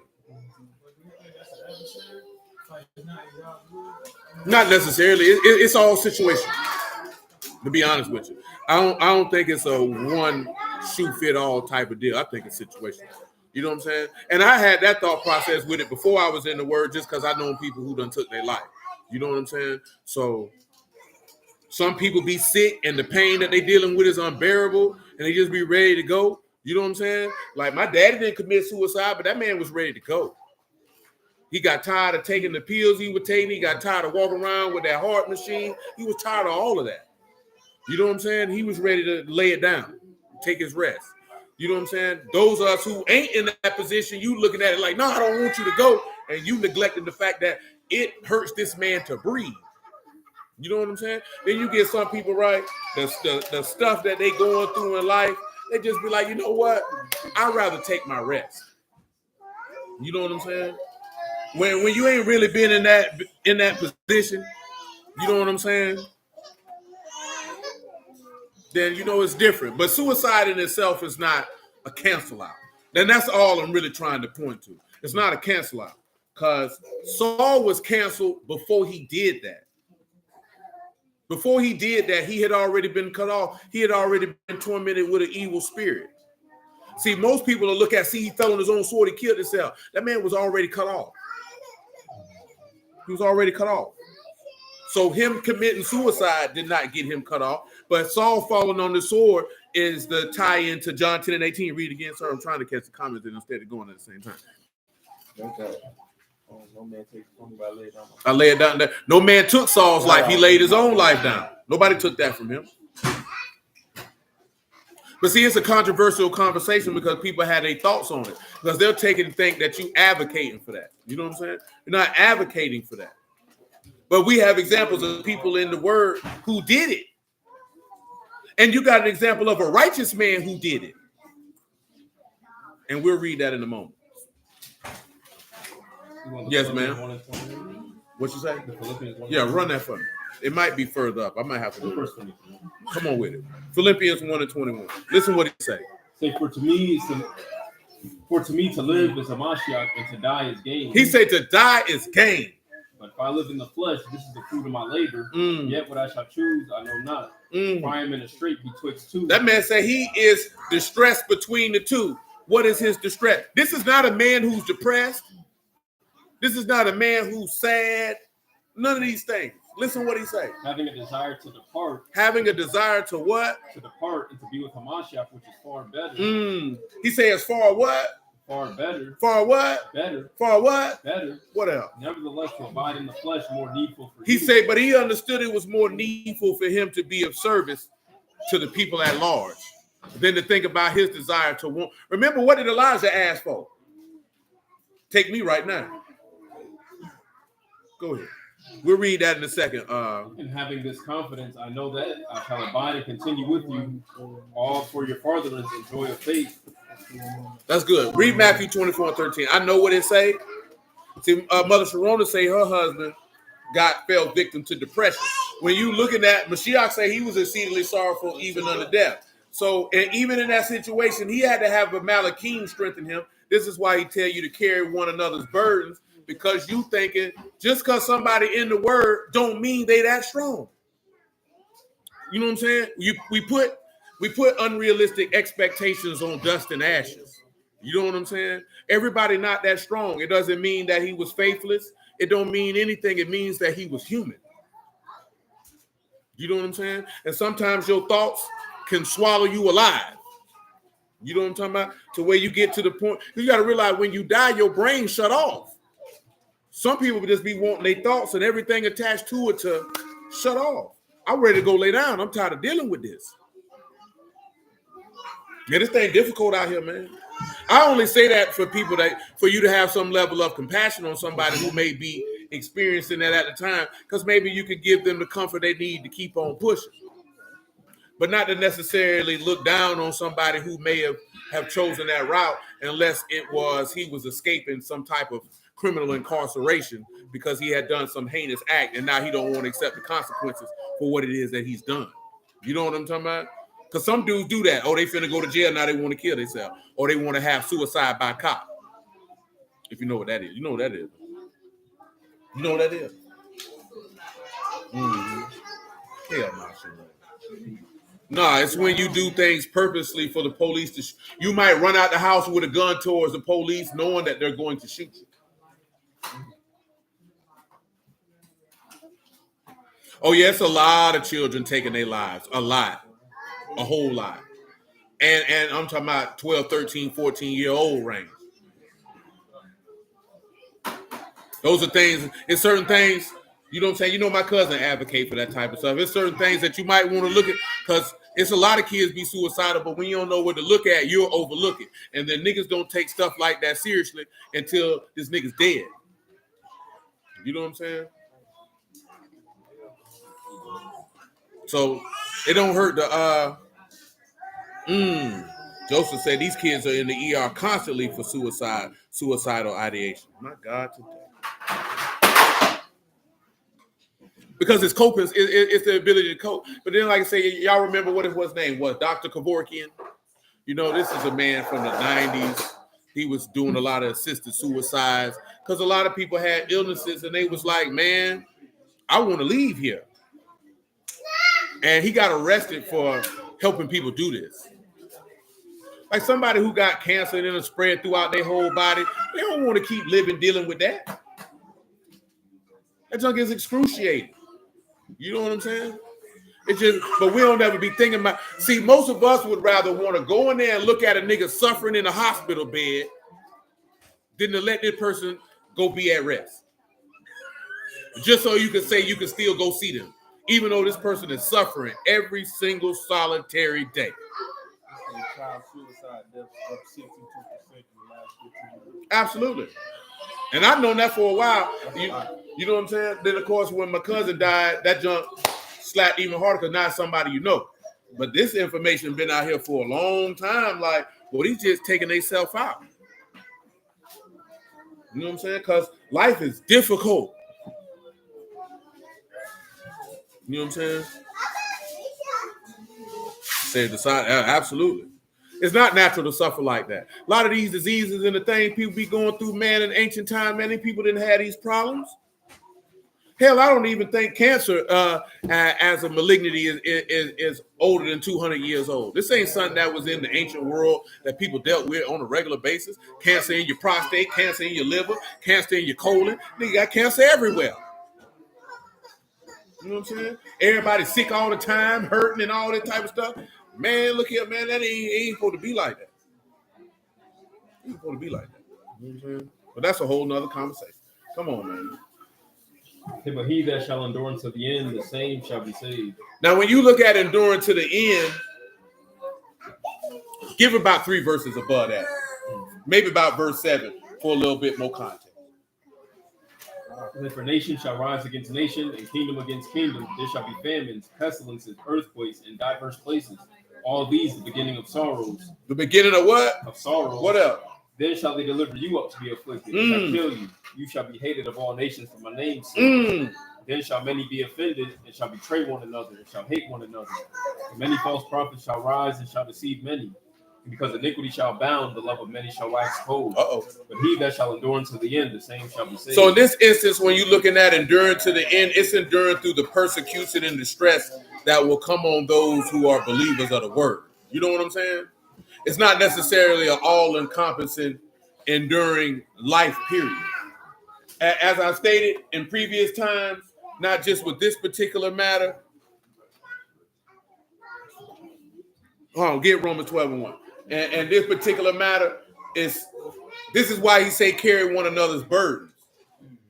Like I said, that's why I mentioned when Mashiach was like that, he's son of Malachim to strengthen him. You know what I'm saying? When the individual is at that type of point, they are very, very weak. You know what I'm saying? And it ain't necessarily got to just be weak in faith. They're weak in general. You know what I'm talking about? Nah, you good, blood. You know what I'm saying? You ain't, if it's something that's popping in your mind, you know, you just express what's on your brain. It's not that serious. I'm really more so trying for us to focus on, if you identify that somebody's in that state, then remember he say those that are strong ought to do what? So this is why I'm mentioning that. Because a lot of times you thinking that people just by themselves should be able to sort stuff out by themselves. That's not what this man has intended for this thing to go. You understand what I'm saying? Remember when we talked about this probably about a year or two ago? When that man was feeling like that, what he did he go up there by himself? He took 3 men with him. Say, boy, y'all come up here and pray with me. Boy, I'm going. He said, I'm exceedingly sorrowful, even unto death. So he was literally depressed. Do you understand what that means when he say you're so sorry that you're so sorrowful you want to die? You so distressed you want to die? He was in that exact state. What did he do? He took 3 men with him, did he not? But they couldn't stay up with him. He had to send a Malachim to this man to strengthen him, because sometimes you think you stronger than you actually are, and you really not that strong. You know what I'm saying? Now, why you think you that strong, that's another conversation. You know what I'm saying? Why you don't want to seek help for like that, that's another conversation. Well,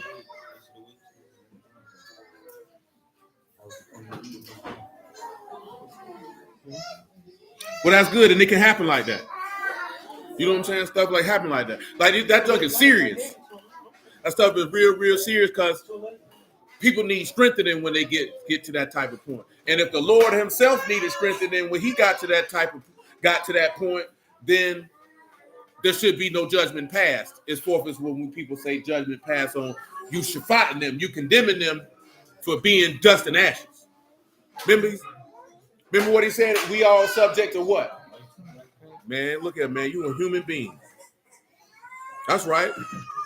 The worst hurt is being wounded in the house of love. That's a serious thing. And what I'm really mentioning all this for more than anything is for you to be cognizant, aware of the people around you, that if they that weak, that you could be that stay, help, and support for them, or to be able to direct them to get the applicable strengthening and help that they may require. You know what I'm saying? That's what he told you. He said, if one fall down, who gonna pick him up? But again, it's because we just assume, oh, that's the weak way out. That's the coward way out. No, this nigga is not strong right now.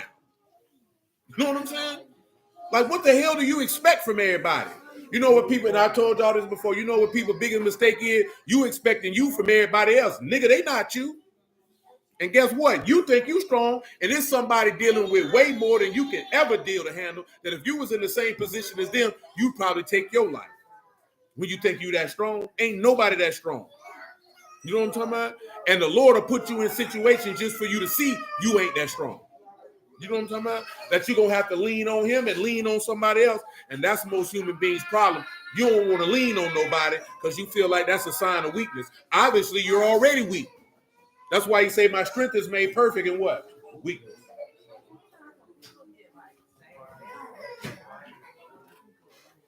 No.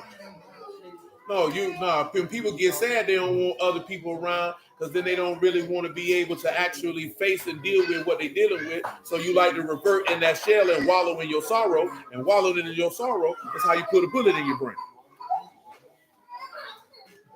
Because now you isolated. And when you get isolated, guess who looking around here coming around that corner? Satan coming around that corner. Because that's why he said he gave you the example, at least in the picture graph, that a brother is a fence. How you going to be protected and you by yourself? In the book say two is better than one.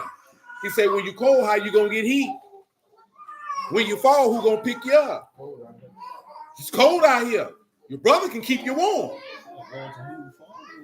Now you falling alone. You out here by yourself. Here comes Satan. Got me a nigga. Because you dolo, because you think you strong enough to fight him in a weak state. That nigga finna whoop your behind. You know what I'm talking about? You ain't going to be able to deal with him because he going to touch your heart in so many different places. You're going to feel like you're the most worthless, no good bastard who ever walked the earth. You're going to feel like your life hopeless. Everybody ain't that strong. Some people can be strong enough to deal with that, but the reality, it's a minority of people. Most people ain't that strong. Most people overestimate how strong they are. You're really not that strong. I was going to ask you with Uriah, even though he didn't know whatever, like a suicidal thing. Oh, no, he just set him up for the okie doke. Yeah, that's what I was just saying. Yeah, he set him up for the okie doke. Yeah, he just set him up. Because he didn't go out there thinking, he thinking, shit, we finna murk these niggas. But he knew that he sent that man to the toughest part of the battle that he wasn't skilled enough to fight in. That was a dirty move. Yeah, that's what I was saying. That's suicide. You say, yeah, black men especially deal with depression alone. Indeed. He said that might be America in a nutshell because he did it for a long time. A lot of us live and die by individualism. And then Brother Craig said he think a lot of men in general hold on to things that they need to talk about openly. Oh, you already know that. That's why a lot of niggas drunks and drug addicts. That's why a lot of dudes beat on their wife. But the numbers say women 3 times. The numbers 1 to 3 times higher for suicide. But that, even with that, Well, I mean, that's because of the proclivity of women leaning to emotionality, that they can descend into depression a tad bit faster than men just because. Yeah, I mean, and we talking about weaker vessels, just meaning to faster to lean into your emotions, because both genders lean into emotions. You know what I'm saying? But because women are naturally more emotional than men, they lean into them faster. It's just they're not as swift to take their life. Dudes just go ahead and get it over with. You know what I'm saying? And then dudes, when they be going through that, they take it out on everybody. Then again, you could have a woman like what that was, like Precious Mama. She clearly took that out on everybody. She shook her head like that was a real person, fat hoe. You know the sad part about it is, it's somebody in real life who that's their life. Or was their life. Take a person like that who deal with that there, man. Somebody who deal with that, they probably would commit suicide. Because they in their mind, death got to be better than living with this every day. Y'all, I don't think a lot of people realize that some people don't have that fear of death that other people have. They look at their life and they look at death and they say death seems better to me.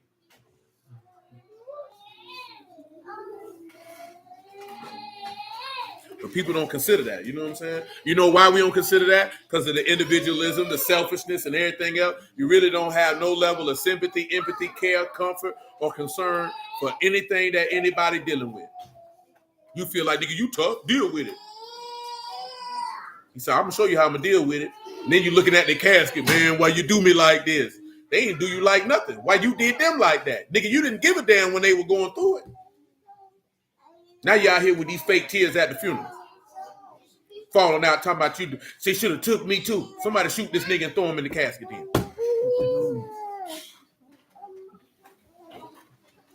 You always got a nigga out there talking about, it should have been me. Don't worry about it. You next. We gonna help you out right now. You ain't got to go to the morgue. You ain't got to get, what do you call it, embalmed or nothing. It's a 2-for-1 special. So both of you niggas in there. Did y'all look at that video where they seen where the term Saved by the Bell come from? It was amazing. Where it came from? Buried alive.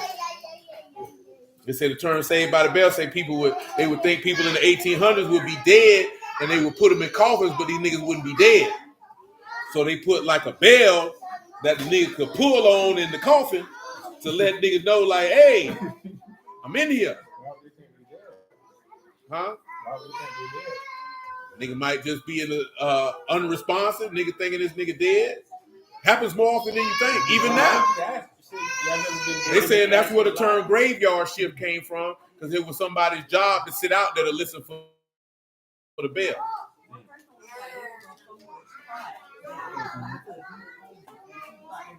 They thought they were dead. She was on that heroin. And then they said them people was out there grave robbing. So that's where the graveyard shift come from, protect the grave robbers. Well, they burying niggas in all kinds of junk now. What? But make sure that nigga did. Might not even hear that. Say when you say whole time they in deep REM sleep, that's crazy. You know what I'm saying? You good in sleep, nigga think you dead. Cause you know they didn't embalm nobody back then either like that. You know what I mean? They throw you in the box. I ain't never seen nobody. You can't see a nigga chest. You always. No, sometimes people be that you think this nigga dead. Cause there's a lot of people been declared dead in these recent times in the hospital, and they finna get ready to autopsy him up. Nigga wake up like, what's going on? They be like, oh, this nigga's alive. I mean, we dealing with human beings. They make errors. Where we at with it? Let's read that Romans 12 and 1. Run it for me. Say, I beseech you, therefore, brethren, by the mercies of Elohim, that you present your bodies a living sacrifice, Kadash, acceptable unto Elohim, your reasonable service. And be not conformed to this world, but be you transformed by the renewing of your mind, that you may prove what that good and acceptable and perfect will of Elohim. Now, one thing we have to remember with 12, it's very rare that you would probably have somebody who's in the faith who would take their life. But at the same token, like what you've seen with Saul, even with men in the faith, which is this hard because most men aren't soldiers, some men would rather die at the hand of their own weapon than to die at the hand of their enemy. You know what I'm saying? Just because, like Saul said, man, I don't know what they're going to do to me when they get me. You know what I'm saying? And a lot of people don't consider that. A real warrior would rather die at his own hand than let the enemy take him out if it came in that situation like we boxed in. He ain't finna give himself up. You don't know what these freaky niggas might be into. You know what I'm talking about? I'm being serious, though. I ain't trying to. He said they might abuse me. Man, you might get caught by these Philistines. He be like, man, these niggas might be freaky. Hey. No, for real.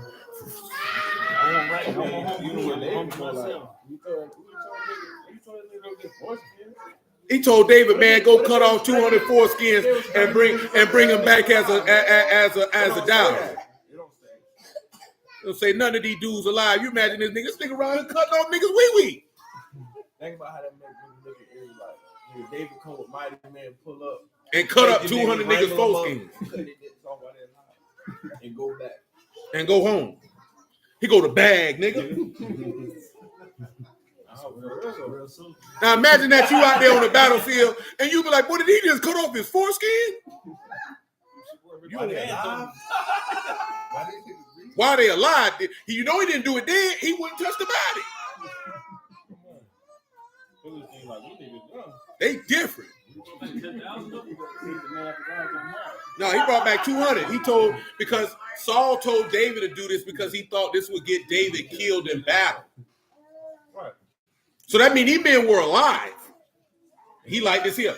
Circle them. And then you come back with a bag of them. Who carried the bag? Now imagine how Saul feel when you walk up on him and drop him. Bomb. They go to foreskins, man.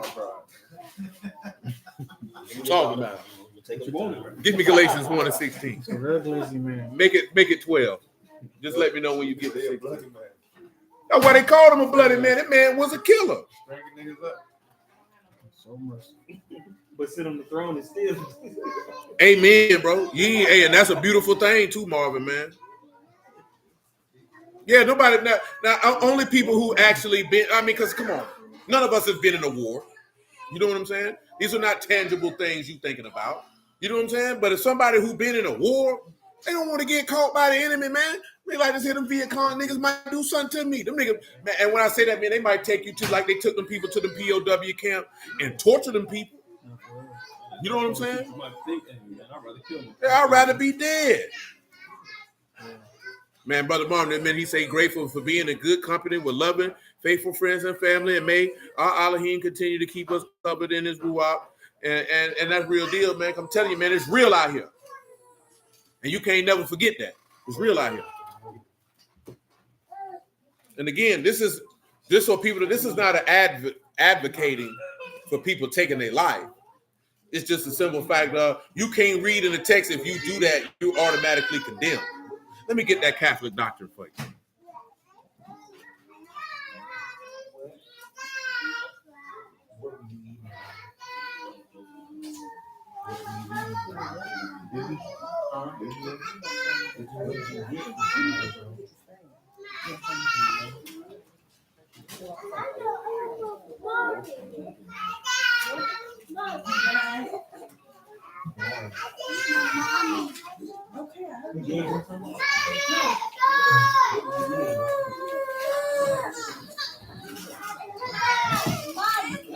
All right, it says the Catholic view says it is equally wrong as murder.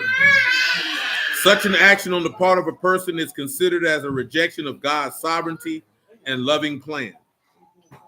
Another place of the Catholic Church teachings says suicide may be a serious and tragic action. It is not a sin that is unforgivable, especially considering the afflictions that a person may be in that position. It says also that they define it very narrowly to avoid extrapolation that Jesus' death was a type of suicide brought by his own choices, which is what the room was about, because from certain people's view, they would view his death as a suicide because he knew he was going to be killed and went and did it anyway. See, there's been much debate over Christian views on suicide, where early Christians believing that suicide is sinful and an act of blasphemy. Modern Christians do not consider suicide an unforgivable sin, though still wrong and sinful, something that prevents a believer who died by suicide from eternal life. The rate of suicide among Catholics is consistently lower than among Protestants, with Jewish suicide usually lower than both, except during times of persecution against the Jews, for instance, during World War II. But religion is not the only factor in per capita suicide. Among Catholics in Italy, the suicide rate is twice as high in northern Italy than in southern. I don't care about all that. Say suicide was common before Christianity in the form of personal suicide to avoid shame or suffering, and also in the form of institutional suicide, such as the intentional deaths of a king's servant, the forced deaths of convicted criminals, the willing suicides of widows, and euthanasia for the elderly and the infirm.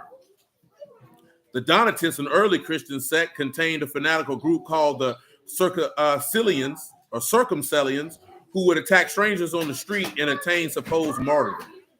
Early Christianity established a ban on suicide, greatly reducing its occurrence. In the 5th century, Augustine wrote The City of God, in it making Christianity's first overall condemnation of suicide. So at that point, you see that the whole teachings on it come from man. You know what I'm talking about? Because again, the text don't explicitly speak to any of that. You know what I'm saying? Oh, that's coming from man.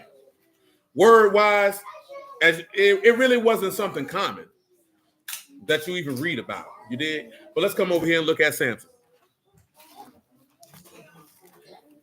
What it is? Judges 16.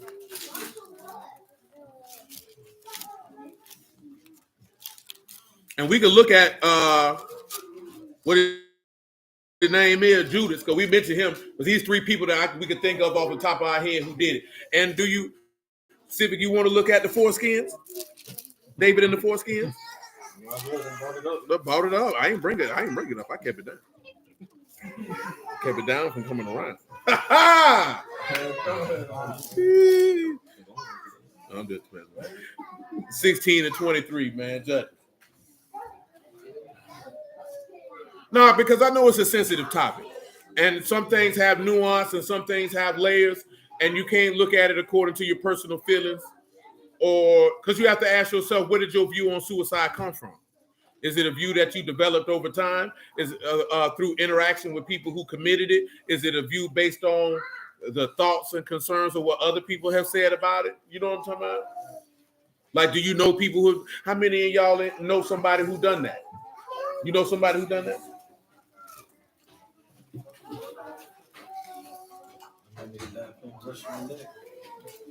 Shoot, he might have well said that suicide. He was playing a dangerous game. I want to say I know at least about, I might know about 5 or 6 people who done did that. I think the first person I knew who did that was my homeboy when we was teenagers. He was older than me though. And when I say I was a teenager, I might have been like 13, between 13, 15 years old. Killed himself behind a girl.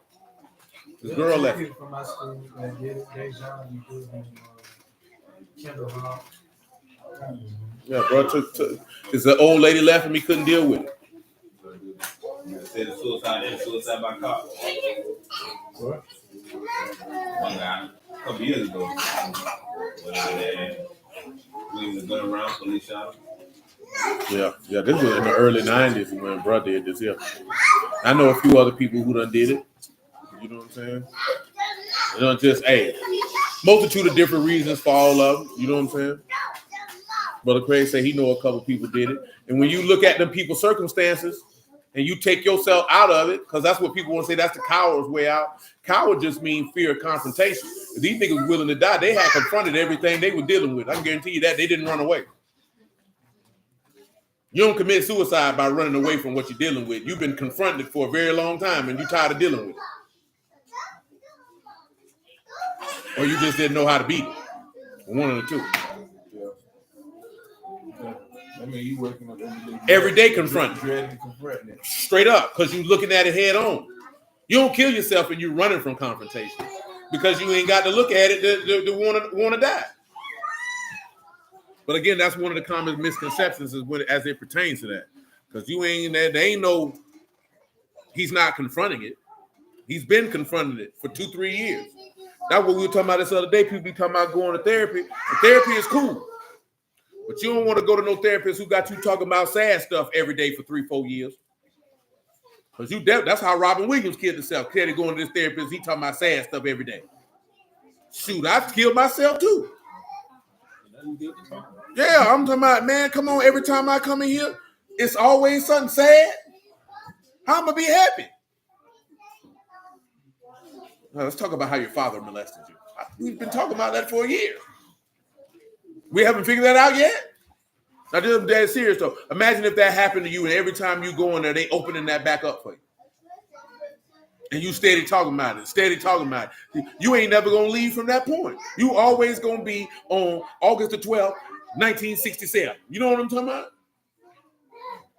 Brother Ernest said he know a couple. The purpose of the therapist is to help you assess the pain so you can move past it, whatever it might be. Not you staying in it. Damn. Brother Craig say one of his friends was found to be regretting his decision as he was found trying to get out of it, but it was too late. That's a heck of a decision, boy. I'm gonna tell you something, boy. It take balls to do that. Because some people be faking, I'm gonna kill myself. They ain't doing that. They would want some attention. You like, I'm gonna jump off the bridge. Sometimes you tell, well, jump then. The 5th time this week you told me you were gonna kill yourself. I'm waiting for you. Get the funeral over with so we can get the repast, get the food. But all jokes aside, though, it take life, period. Whether it's yours or somebody else's, it takes a different level of thought process, man. Everybody can't do that. You know why? Because it's final. It ain't no be like, I was messing around, and you get back up. It's over. Come on, man. 23, Judges, 16. So then the lords of the Philistines gathered them together for to offer a great sacrifice unto Dagon their God and to rejoice. But they said, our God had delivered Samson. The disrespect, they want to sacrifice to Dagon. When people saw him, they praised their God. For they said, our God had delivered into our hands our enemy, and the destroyer of our country. I seen a dude made a video the other day calling Samson the superest of simps and all this other type of stuff because of the story, because these niggas dumb. You know why you wouldn't call Samson a simp? Based off the story between him and Delilah, what is the one line in that story where you know that this ain't had nothing to do with simp? Yeah, he got weird. But there's nothing wrong with those answers. Oh, that's after. That's after. Slow on, Brother Shaul. Damn. Brother Ernest said 3 of them shot themselves and a couple others OD. Oh, let me find the verse for you.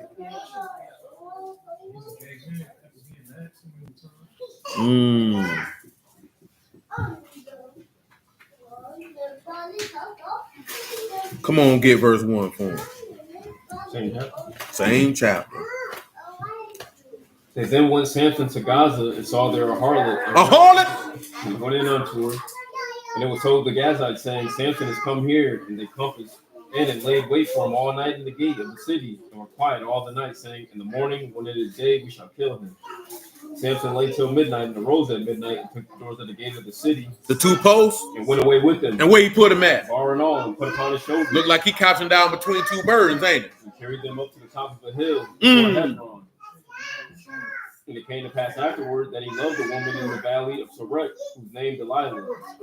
And the lords of the Philistines came up unto her and said unto her, entice him, see wherein his great strength lies, and by what means we may prevail against him. They may bind him to afflict him, and we will give you every one of us 1,100 of silver. What role is Delilah playing? Judas? She playing Judas. She playing Judas' role. What role the Philistines playing? They playing the Pharisees and the scribes role. Samson who playing who role? He playing the Lord's role. Go ahead. Delilah said to Samson, tell me, I pray you, wherein your great strength, and wherewith you might be bound to afflict you. And Samson said unto her, if they bind me with 7 green whips that were never dried, then shall I be weak and be as another man. And the lords of the Philistines brought up to her 7 green whips, which had not been dried. She bound them with them. Now men lying in wait, abiding with her in the chamber. She said unto him, the Philistines upon you, Samson. And he brake the whips, as a thread of tow is broken when it touched the fire, so strength was not known. See, Paul, this is the one that the actual word I want. Go to 14 or one. All this stuff with him fooling with these different women is based off of right this here in Judges 14:1. Running from them. And Samson went down to Timnath and saw a woman in Timnath of the daughters of the Philistines. And he came up and told his father and his mother and said, I have seen a woman in Timnath of the daughters of the Philistines. Now therefore get her for me to wife. Then his father and his mother said unto him, never a woman among the daughters of your brethren. He said, you always got to bring one of these white girls home. Or among all my people that you go to take a wife of the uncircumcised Philistines. And Samson said unto his father, get her from me, for she pleased me well. But his father, his mother knew not that it was of Yahuwah. But his father knew not that it was of Yahuwah. But his father knew not that it was no. That he saw an occasion. He skipped. Instead, he skipped. Just gonna skip his mama. But his father and his mother knew not that it was of Yahuwah. It was of who? Yahuwah. That he might what? Saw an occasion against the Philistines. For at that time, the Philistines had dominion over Yasharal. Oh, so all the stuff you seen Samson was dealing with with these women because Yahuwah was using that as a means to kill the Philistines. It wasn't necessarily now. End of the day, Samson liked yams, obviously. There's no way around that. Clearly, he liked the yams. You know what I'm saying? He wanted to get to the yams. Sweet, sweet yams. Show me the way. You know what I'm talking about? Philistine is at the most. You know what I'm saying? Philistine please me well. Indeed, Marvin, man. So that's how because remember, this first woman, he didn't end up marrying her. She ended up getting given to another man. You know what I'm saying? Then he smashed the harlot. Then he seen Delilah. Delilah's purpose of him even having the desire for Delilah is for him to get caught so he can kill these people. You know what I'm talking about? So it's let's turn out for the Lord. For the Lord's will. Never meant evil, God meant for good. What you meant for evil, God meant for good. Now, again, as y'all stated before, she did grieve the man. See, some people look at it, that's not simping if you got grieved. She just nagged him to death. Give me Proverbs 11:7. I ain't read that yet.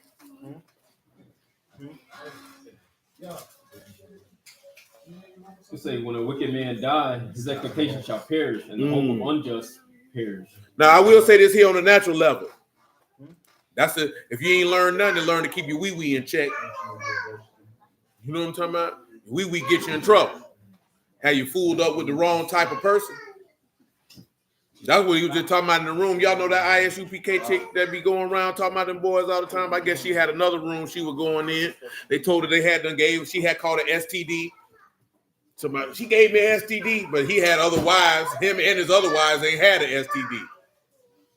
I don't know how true that is. But baby, if it's 4 people in the mix and you the only one with a venereal disease, you was tooting, booting, and scooting. You know what I'm talking about?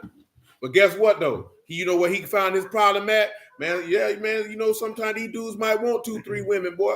Sometimes them 2-3 women gonna be the death of you, boy. You know what I'm talking about? Because you're thinking with your wee-wee. And your wee-wee gonna get you in trouble. Because you're gonna bring a demon in the house. You're thinking with your vagina, and you're gonna bring a wicked nigga in the door. You know what I'm saying? I'm talking about that's anybody, boy. Your loins get you in trouble. You think he look good. I told you about all the women with mad about Buddy who, I don't know why these people be going on that pop the balloon. I seen one dude told on a reel told that lady, he said, she talking about, see, I need to be tamed. He said, I need to tame you like a zoo animal? She like, no, I mean, because I be wanting to have my way. And he say, baby, that's why you on a dating show. Now the other one, when dudes say, man, you got the heavy knees with the long boots, that nigga killed that. Damn. But these people, a lot of these people go on here. Some of the people go on there because they got stuff going on. They trying to promote their brand. To be honest with you, and people slide in there what they do for a living and what they got going on. You know what I'm talking about? And social media pop up too. All that. You know what I'm saying? But at the end of the day, I know a lot of women be lying about this, but boy, women are visual creatures also. Because that's what they were getting mad with Anton. She told me, so I'm supposed to be with an ugly nigga? She told me, I'm not settling. These niggas told me, what you mean settling? Good care. End of the day, man, a woman only gonna mess with a real deal ugly nigga if he got some money. You know what I'm saying? Outside of that, she don't want no ugly man just like you don't want no ugly woman. You know what I'm saying? I don't know why dudes just think a woman just wants you for your great character. She don't want no nigga look like Quasimodo. Nigga, you ugly and you broke? She said you got to pick a struggle. You can't be ugly and broke. You say you can be ugly, but you got to have some money. She said, I can deal with that. Y'all be laughing, but y'all know the truth. You say we need to leave a shoe. Someone say, some people.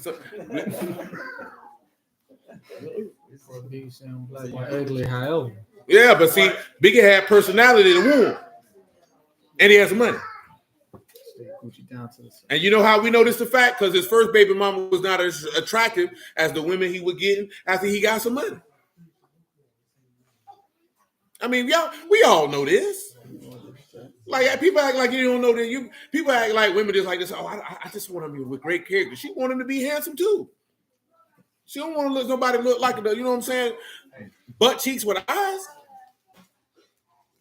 Who want that?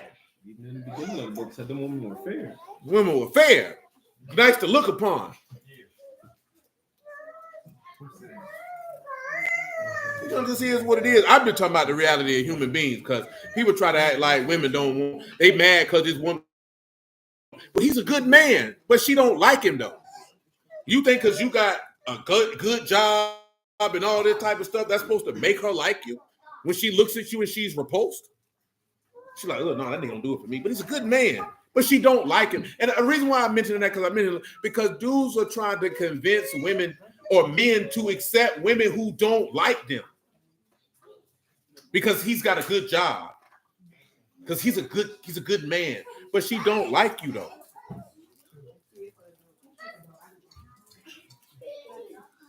You know what I'm saying? Like, come on, man. You get used for that good job. No, you get mad when that woman only tolerating you because she doesn't find you sexually attractive or physically attractive. She doesn't desire you. She doesn't want to be around you. She's only dealing with you because she has to. That's not what you want. You want a woman who like you. When she see you, she get happy when she see you. You know what I'm talking about? You know how Doris be looking at Sibby. She be happy. I love him. She said, I don't know. I don't like that smile. Don't seem real. I think you can. She said, who? He know. He had them pancakes this morning. I ain't want to know all that, man. That's too much. Oh. I'm just saying. No, but it was like what Carlos. He said, "What was Jamie Foxx thinking? Did you see the mother of it? I ain't never seen the mother of his children. Jamie Foxx's mother, his children must be look tough. But I'll say this here: even if she looked bad, it's different. See, men is a little different, right? Some men want it, but some men will go with, if she liked me, I wouldn't care. You know what I'm talking about? Because I'm gonna get a good interaction from her because she liked me. You know what I'm saying? Because sometimes men get messed up because you want to go after the woman you like versus the woman who like you. The woman who you like, she finna drag you. Because you got to chase her. You got to convince her. The woman you like, you ain't got to do none of that. She'll take your drawers and clean them on a washing board. Not because you asked her to, just because she wants to. Now, I don't think none of y'all will do that, but you get what I'm saying. You know what I'm saying?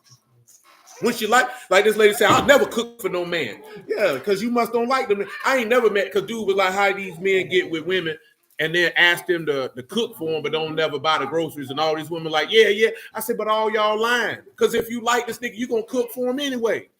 You don't give a damn if you buy groceries or not. It's different if you say, hey, you'll cook this for me, I'll get the groceries. You ain't got no problem with that. But if you were cooking some food, you'd be like, I made you a plate. You going to be like, this nigga ain't never bought me no groceries. Because you like it. You ain't even thinking about he using me for a plate. I want this nigga to try this casserole. You look like you make casserole. You look like you make green bean casserole. And everybody mad. You're hanging with the white people. Yeah, when you like them. Oh, she say, oh yeah, that's right. What Jamie Foxx was with that white woman. Yeah, that's the woman, what her name, Tom Cruise was married to. That woman was a Scientologist. She crazy. Yeah, she's crazy. But I'm not saying that that's like a bad thing. Damn. You know what I'm saying? A woman like you, she gonna cook for you. You know what I'm saying? I don't know if she may like you. I don't know if she come to your house. Some women will come to your house and see your stuff out of place and clean your house and all that. Every woman ain't gonna do that. You know what I'm saying? If she do, cool. If she don't, but she at least gonna feed you. See, to me, I look at it as an even swap, no swindle. If you cook food for me, but I take you out to eat from time to time, you know what I mean? Because I know you ain't cooking for me every day. That's an even swap, no swindle. Don't come at me talking about why I ain't buy you no groceries. You ain't reimbursed me for the dinner. The hell we got going on here? You think I just randomly take niggas out to eat? No, but I'm just talking about the aspect of how retarded people is. You do certain things for people when you like them. When you like a woman and you enjoy her company and you knew you was finna go to this spot to go get something to eat, you don't mind, come with me. I'd like for you to join me. She don't give a damn what restaurant it is unless it's something like McDonald's or something like, I don't need that. You even go? Yeah, you do. I seen you with them fries the other day. Man, we seen. Nah, nigga, I seen you pulling up out that doggone McDonald's on Cassie. Nigga, you thought we ain't see. Yeah, we seen. Cheesing hard with them French fries. So you was on Cassie. You know you done messed up, right?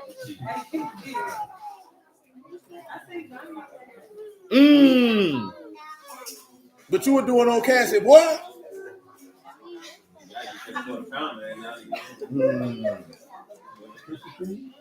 That's what he was at.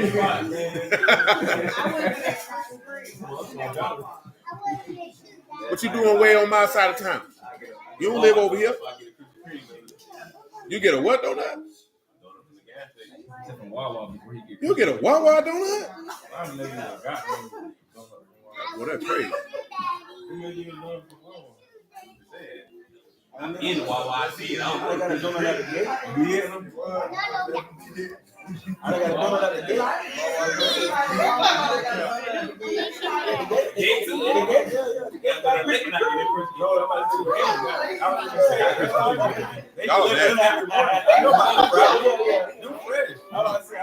Come on, man, so we can wrap this up.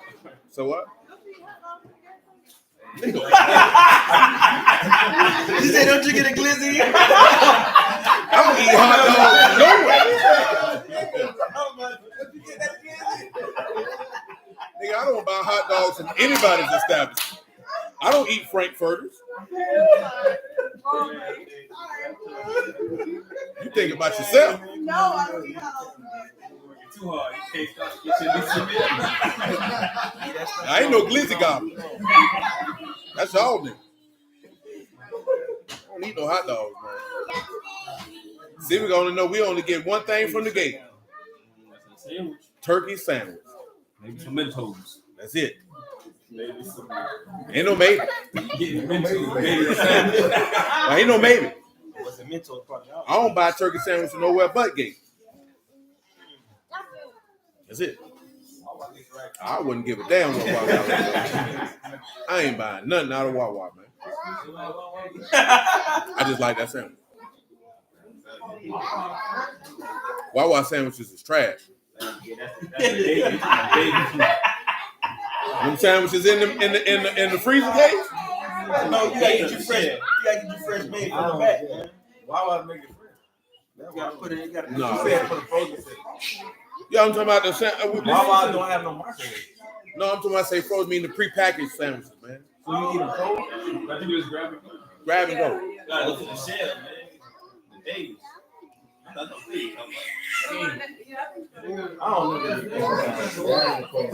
You know, like a dandy sandwich, but not a dandy sandwich. Good brand. Good brand. Ain't no food. Nah, man, I didn't say a dandy. Every major gas station. This nigga crazy. This nigga here around here eating glizzies. That's simply like to come in there and get them empanadas. I only had them a couple times. I stopped getting them. They gave him gas. Mud pockets on them now? I had them a couple times. They gave him gas. I know they gave him gas. Most don't put no noodles out there. Oh, I ain't never been to Buc-ee's. I ain't riding to St. Augustine to go to no gas station. Got that one at 301? I ain't riding that far. 16. I ain't riding nowhere to go to no gas station. I'm not riding to go to no gas station. Judging 1623. Calm it down. I ain't riding to go to no gas station. Say then the lords of the Philistines gathered them together for to offer a great sacrifice unto Dagon their God and to rejoice. For they said, our God hath delivered Samson our enemy into our hands. Oh, no, the Buc-ee's is a ride. Here, Mika, you got to ride. I ain't riding no gas station. Go ahead. And when the people saw him, they praised their God, for they said, our God hath delivered into our hands our enemy, and the destroyer of our country, which slew many of them. And it came to pass when their hearts were merry, that they said, call for Samson, that he may make us sport. And they called for Samson. Hey, calm him down like that. And they set him between the pillars. And Samson said unto the lad that held him by the hand, suffer me that I may feel the pillars whereupon the house stand, that I may lean upon them. Mm-hmm. Now the house was full of men and women, and all the lords of the Philistines were there. And upon the roof about 3,000 men and women, and that beheld while Samson made sport. Tell him what make sport mean, man. That don't mean he was out there playing basketball, was it? What that means, Sid? That's to laugh, to play, to mock. They were mocking this man. Go ahead. And Samson called unto Yahuwah and said, O Yahuwah Elohim, remember me, I pray you, and strengthen me, I pray you. Only this once, O Elohim, that I may be at once avenged the Philistine for my 2 eyes. That's why they, if you don't recall, that's why they blindfolded Mashiach and was slapping him around. It's the similitude of, because you know they poked Samson's eyes out. Yeah. Go ahead. And Samson took hold of the 2 middle pillars upon which the house stood, and on which it was borne up, of the one with his right hand and of the other with his left. And Samson said, Let me die with the Philistines. this is suicide by definition. And he bowed himself with all his might. And the house fell upon the lords and upon all the people that were therein. So the dead which he slew at his death were more than which he slew in his life. Then Then his brethren and all the house of his father came down and took him and brought up and buried him between Zorah and Eshtaol in the burying place of Noah his father. if he got buried in the burying place of his father, that means he was buried honorably. You somebody in Yasharal dies in a dishonorable fashion, they don't bury them with their fathers. Now I think Saul got buried with his fathers, if I'm not mistaken. We can go back and look at it. Let me look at 1 Samuel 31. See if we go to Hebrews 12 for me real. Or 11, I'm sorry. Because Samson is mentioned with the people who are of the rundown of those who are in the faith or faithful individuals. Because remember when Saul died, they caught Saul and they still caught him and cut off his head. So imagine what they would have did to him if he was alive. It says Saul, verse 12 of 1 Samuel 31, all the valiant men arose and went all night and took the body of Saul and the bodies of his sons from the wall of Bethshan and came to Jabesh and burnt them there.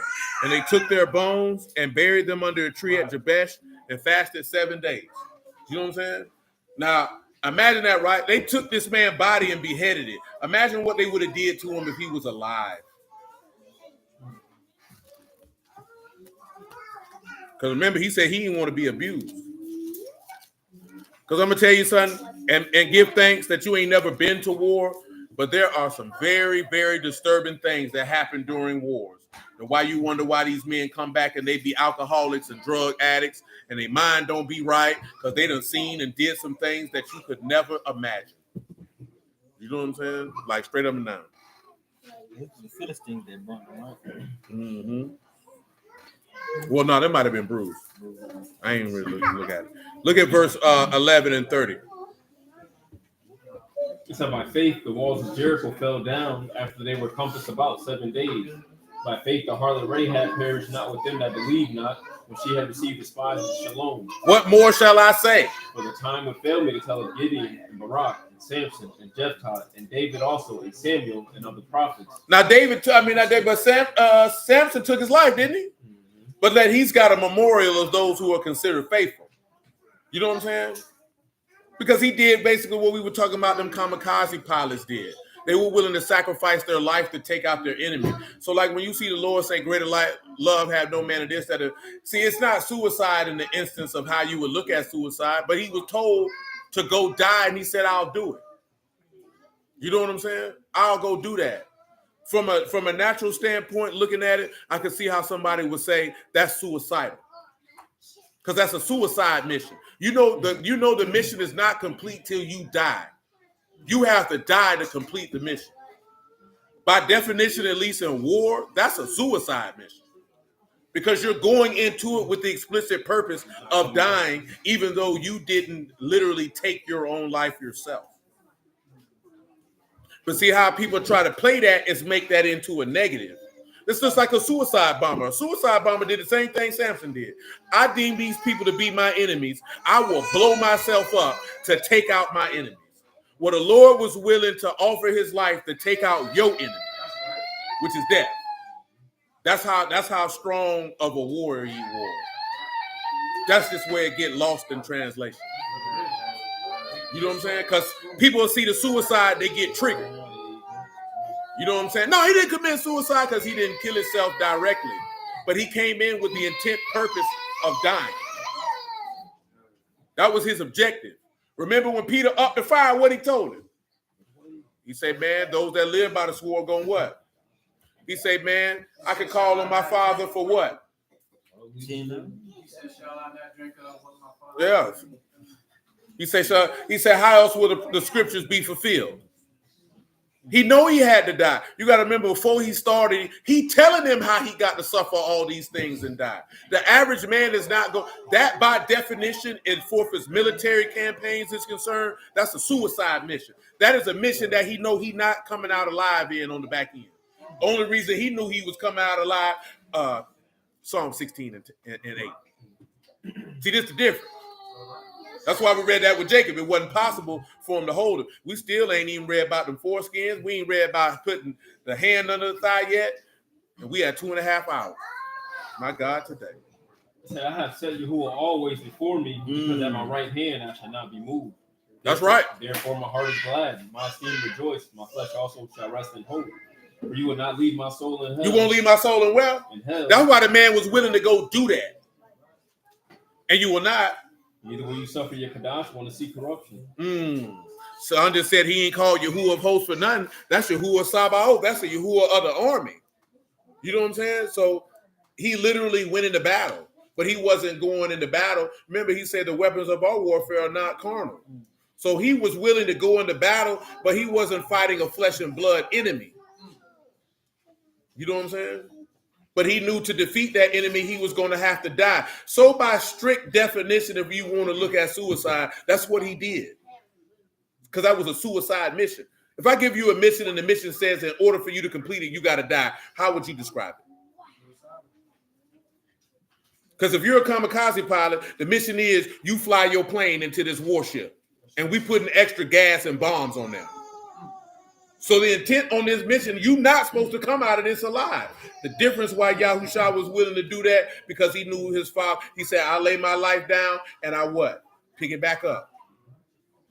Because he had the hope of resurrecting from the dead. But it's not suicide in the sense of, oh, I hate my life so much, I want to die. He just was willing to go into battle to defeat his enemy. Give me 2 Timothy 2 and verse 3. That's all. Because you just seen Samson take his life to destroy his enemies. That's literally what you just read. And that's what he just did. I would say being a martyr for the word, pretty much.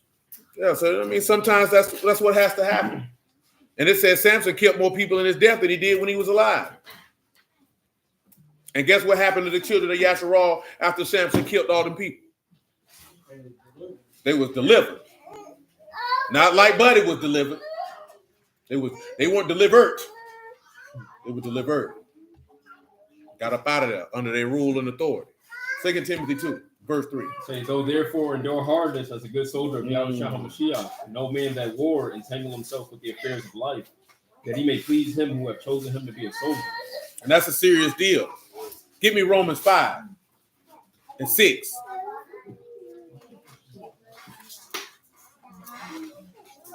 Because how many of you would go, there could be a battle that go down to where in the defense of your friends and family, you know you're not going to come out alive, but you still going to go fight it. Man, that's what 300, that was a suicide mission. Dudes knew they wasn't coming out of that alive. You're not coming out of that alive. You're not coming out to be able to tell this story. You're going to die. Sometimes that's what has to be done. It is what it is. Romans 5 and 6. For when we were yet without strength, in due time Mashiach died for the ungodly. For scarcely for a righteous man will one die, yet peradventure for a good man some would even dare to die. Read that again. Say, for scarcely for a righteous man will one die, yet peradventure for a good man some would even dare to die. Now, how many people would be willing to take a mission that requires you to die? That's what the mission requires. Your death. Go ahead. But Elohim commended his love toward us, and that while we were yet sinners, Hamashiach died for us. What was going at after this? Girl, cut it out. Ain't nothing wrong with you. Fix your face. You're doing too much. Ain't nothing wrong with you.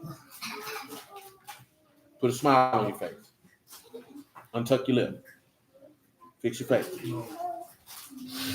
Thank you. What we had? Would you say that dying the death of the righteous is the same thing? It is, and you know what? There's a verse that says that. Do you remember where it is? Who remember where? Don't you realize going to get baptized is a sign of saying that you're willing to mortify your own members? It's in Numbers. Let me die. They said that my latter end be like what? 23. That's number 23 and 10. 9, one of them. Tell me what 23 and 7 say.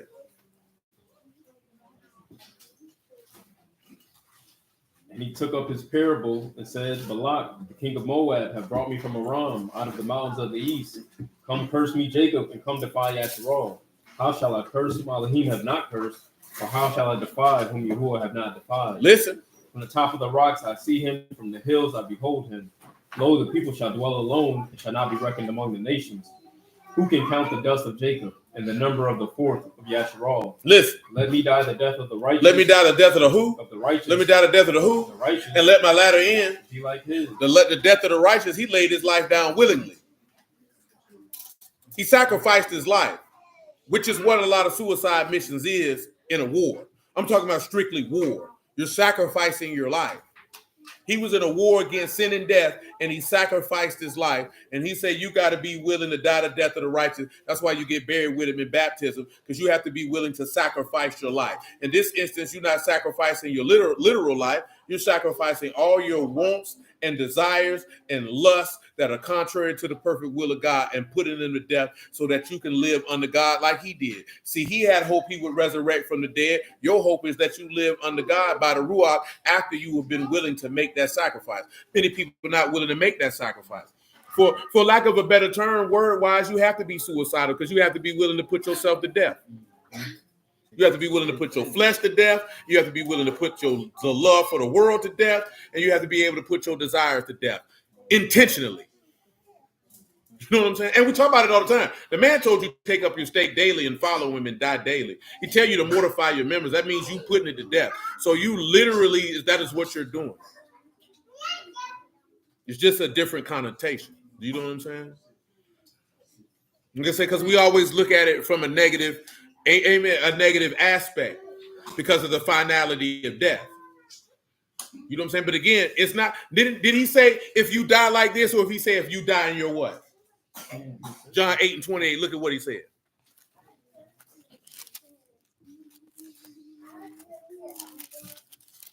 And then after that, Luke 13:1.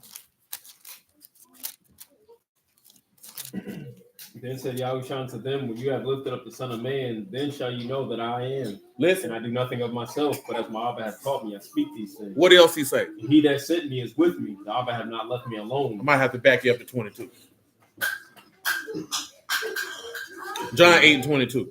Then says the Yahudim, will he kill himself? Because he said, where I go, you cannot come. Look at the question they asked. Will he what? Kill himself. What else? And he said unto them, you are from beneath, I am from above. You are of this world, I am not of this world. And I said therefore unto you that you shall die in your sins. For if you believe not that I am, you shall die in your sins. If you don't believe that I am what? That I am. You gonna what? Die in your sins. You gonna what? Die in your sins. Notice they said something to him about killing himself in this passage. He skated right past that. He said, if you don't believe that I am he, you gonna what? Die in your sins. Luke 13:1. The issue is not how you leave here, it's how you leave here. Because if you leave in sin, boy, you got a problem. You know what I'm saying? And truth be told, we ain't even got, and we also supposed to talk about that cup a little bit more. I told you we were talking about that the other day. Man, a lot of people don't take that seriously, that man. A lot of people don't take a lot of things seriously. You're just doing it just to do it. I probably say 97% of the people in this word, and I'm being very generous with 97%. They do not take this seriously. This ain't what they want to do. It's just what they doing to buy time until something better come along. Go ahead. They were present at that season, some that told him of the Galileans, whose blood Pilate had mingled with their sacrifices. Mm-hmm. Yahushua answering said unto them, suppose you that these Galileans were sinners above all the Galileans, because they suffered such things? I tell you no, but except you repent, you shall all likewise perish. He said, except you do what? You repent. You are all likewise perish. Notice that he's not focusing on how they died, but how they lived. Go ahead. Of those 18 upon whom the tower of Siloam fell and slew them, think you that they were sinners above all men that dwelt in Jerusalem? He said what? I tell you no, but except you repent, you shall all likewise perish. He said you worry about how they died. If your soul ain't right, you're going to die and go to hell. Now, Mika asked this question. She said, it seemed like the walk got harder after baptism. Is that normal? You can share what y'all say in y'all personal experience.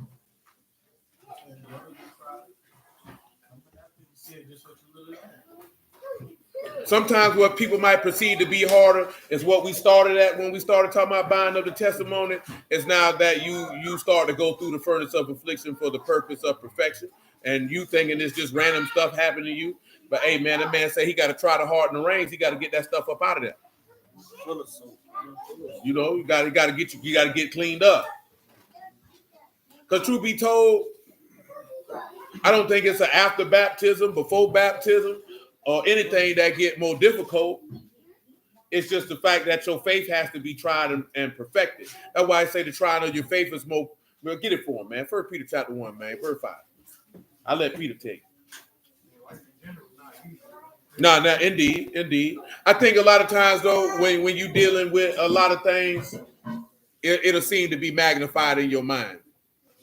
You know what I'm saying? At that particular time when you're dealing with whatever it is that you're dealing with. You know what I'm saying? Really realizing that you can't live the same that you used to. You know what I'm saying? Yeah, sometimes, but a lot of times though, people faith be getting tested and they don't realize that what that is. And I ain't talking about faith getting tested because a nigga said something to you didn't like. You know what I'm saying? I'm talking about you get faced with life situations. Like I said, the narrow walk not easy. Remember, we talked about that. The narrow being straight, distressed. That's why everybody can't walk that narrow gate, because he said, hey, man, confirming the souls of the disciple and exhorting them to continue in the faith, because through much tribulation, we must inherit the kingdom of God. Most people don't express that. So then when you start dealing with that, the affliction and tribulation that come with the perfection, people be like, nah, I don't want nothing to do with this. That's why they don't got no root in them, because niggas don't like to talk about it. She said, definitely showed me some stuff in me or brought some stuff I see in myself that I don't need to be there.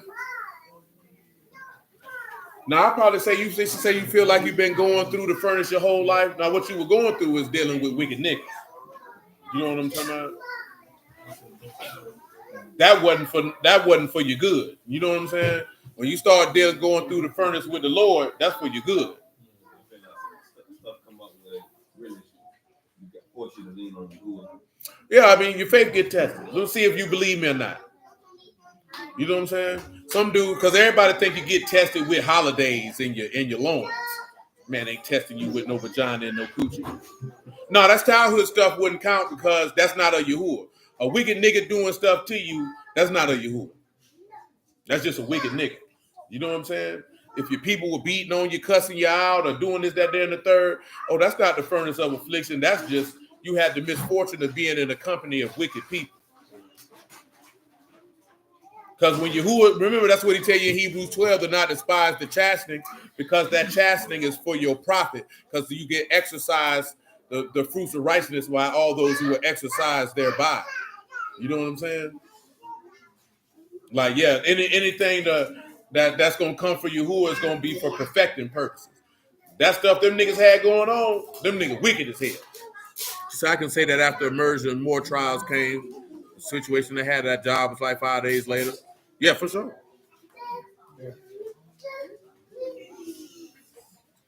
Yeah. I mean, some things that happen to you in life is just because people wicked as hell. You know what I'm saying? And unfortunately, you don't get the choice and decision of who your family members is when you're born. You can be blessed to be born into a good family, and you can be born into a bad one. You ain't got no choice in the matter. That's why Solomon always told you it's vexation and vanity of spirit. You know what I'm talking about? Because you just don't know. Come on, Sid. 1 Peter 1:5. Come on with me. Who are kept by the power of Elohim through faith unto salvation, ready to be revealed in the last time. Listen. Wherein you greatly rejoice, though now for a season, if need be, you are in heaviness through the manifold temptations. If you're in heaviness through the manifold what? Temptations. That. The trial of your faith being much more precious than of gold that perish, though it be tried with fire, might be found under praise and honor and esteem at the appearing of Yahushua HaMashiach, whom having not seen you love, and whom though now you see not yet believing, you rejoice with joy unspeakable and full of esteem. Right. That's good. James 1:1.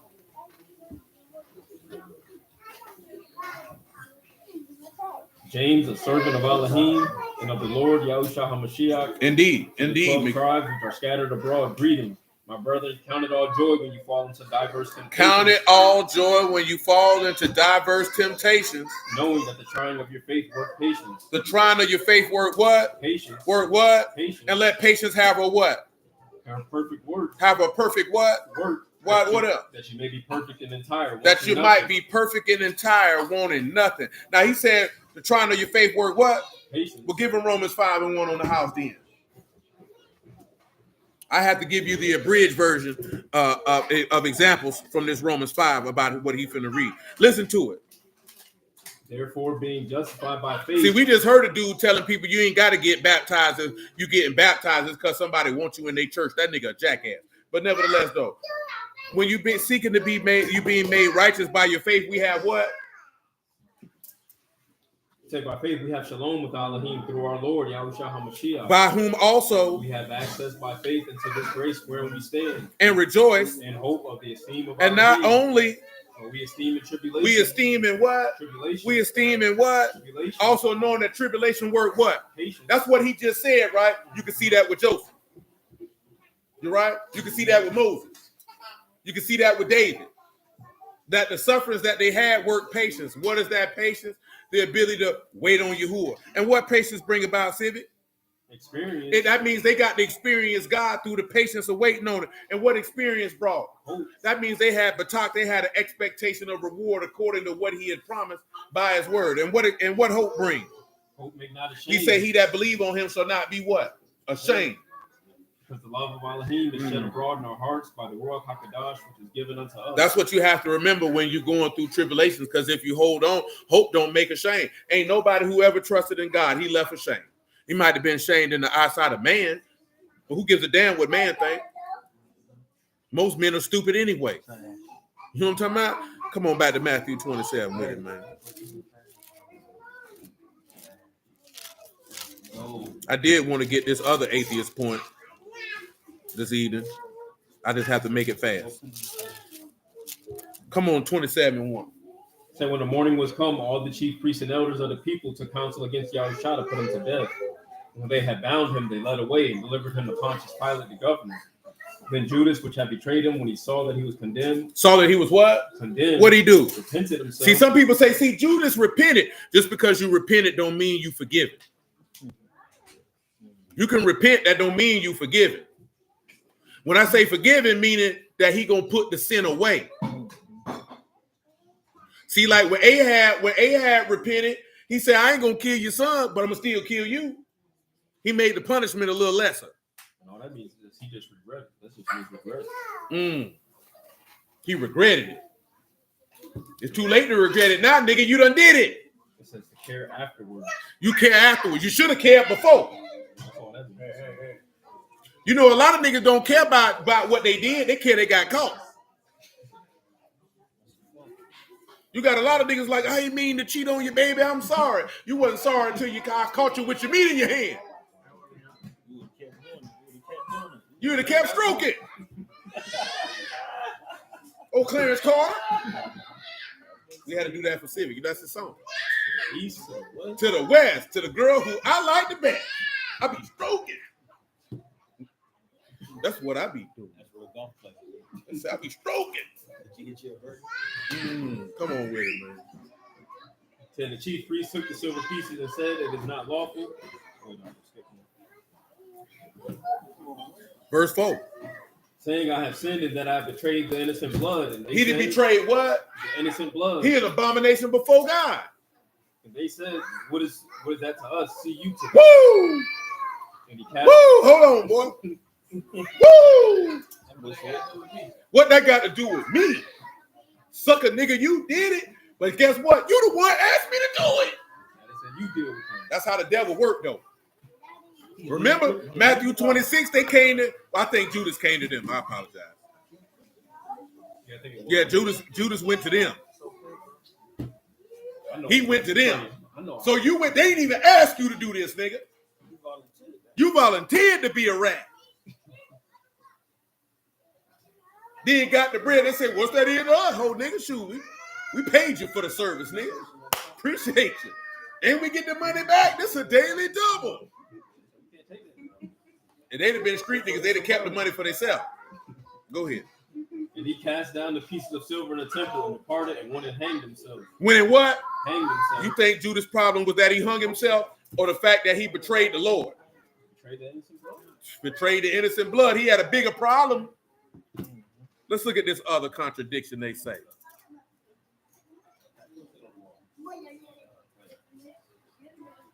This is about human sacrifice. Can you get me Leviticus 18 and 21?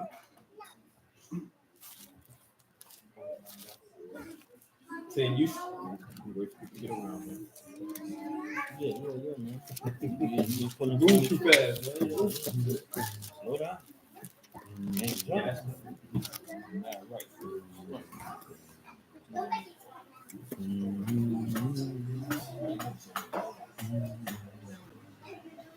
Come on, Leviticus 18, 21. We're going to make this quick and wrap this up. And you shall not let any of your seed pass through the Molech, neither shall you profane the name of your Elohim, I, Yahuwah.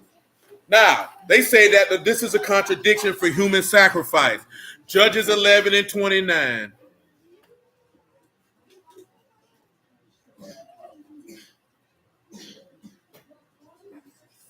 Oh, they got actual commentary with this one? It said, in the Judges, the tale of Jephthah, who led the Israelites against the Ammonites, is being told. Being fearful of defeat, this good religious man sought to guarantee victory by getting God firmly on his side. So he prayed to God that if you will fail, okay, we don't get to read that part. The terms were acceptable to God. Remember, he is supposed to be omniscient and know the future. So he gave victory to Jephthah, and the first whatsoever that greeted him upon his glorious return was his daughter, as God surely knew would happen.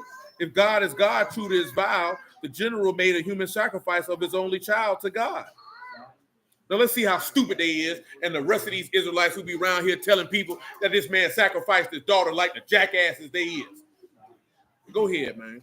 Then the Ruach of Yahuwah came upon Jephthah, and he passed over Gilead, and Manasseh, and passed over Mizpah of Gilead. And For real, Joseph. Gilead he passed over unto the children of Ammon. Jephthah, vowed a vow unto Yahuwah and said, if you will, if thou fail to deliver the children of Ammon into my hands, then it shall be that whatsoever come forth of the doors of my house to meet me, when I return in shalom from the children of Ammon, shall surely be Yahuwah's. It will surely be who? Yahuwah's. Surely be who? Yahuwah's. Then, and that's what it said about Samuel? And offer him as a what? For a burnt offering. Tell them what burnt offering means. See, when they see burnt offering, they think this man literally sacrificed his daughter because they stupid. That's so loud. A whole burnt offering in a set, a stairway, a step to go up to. To go up to.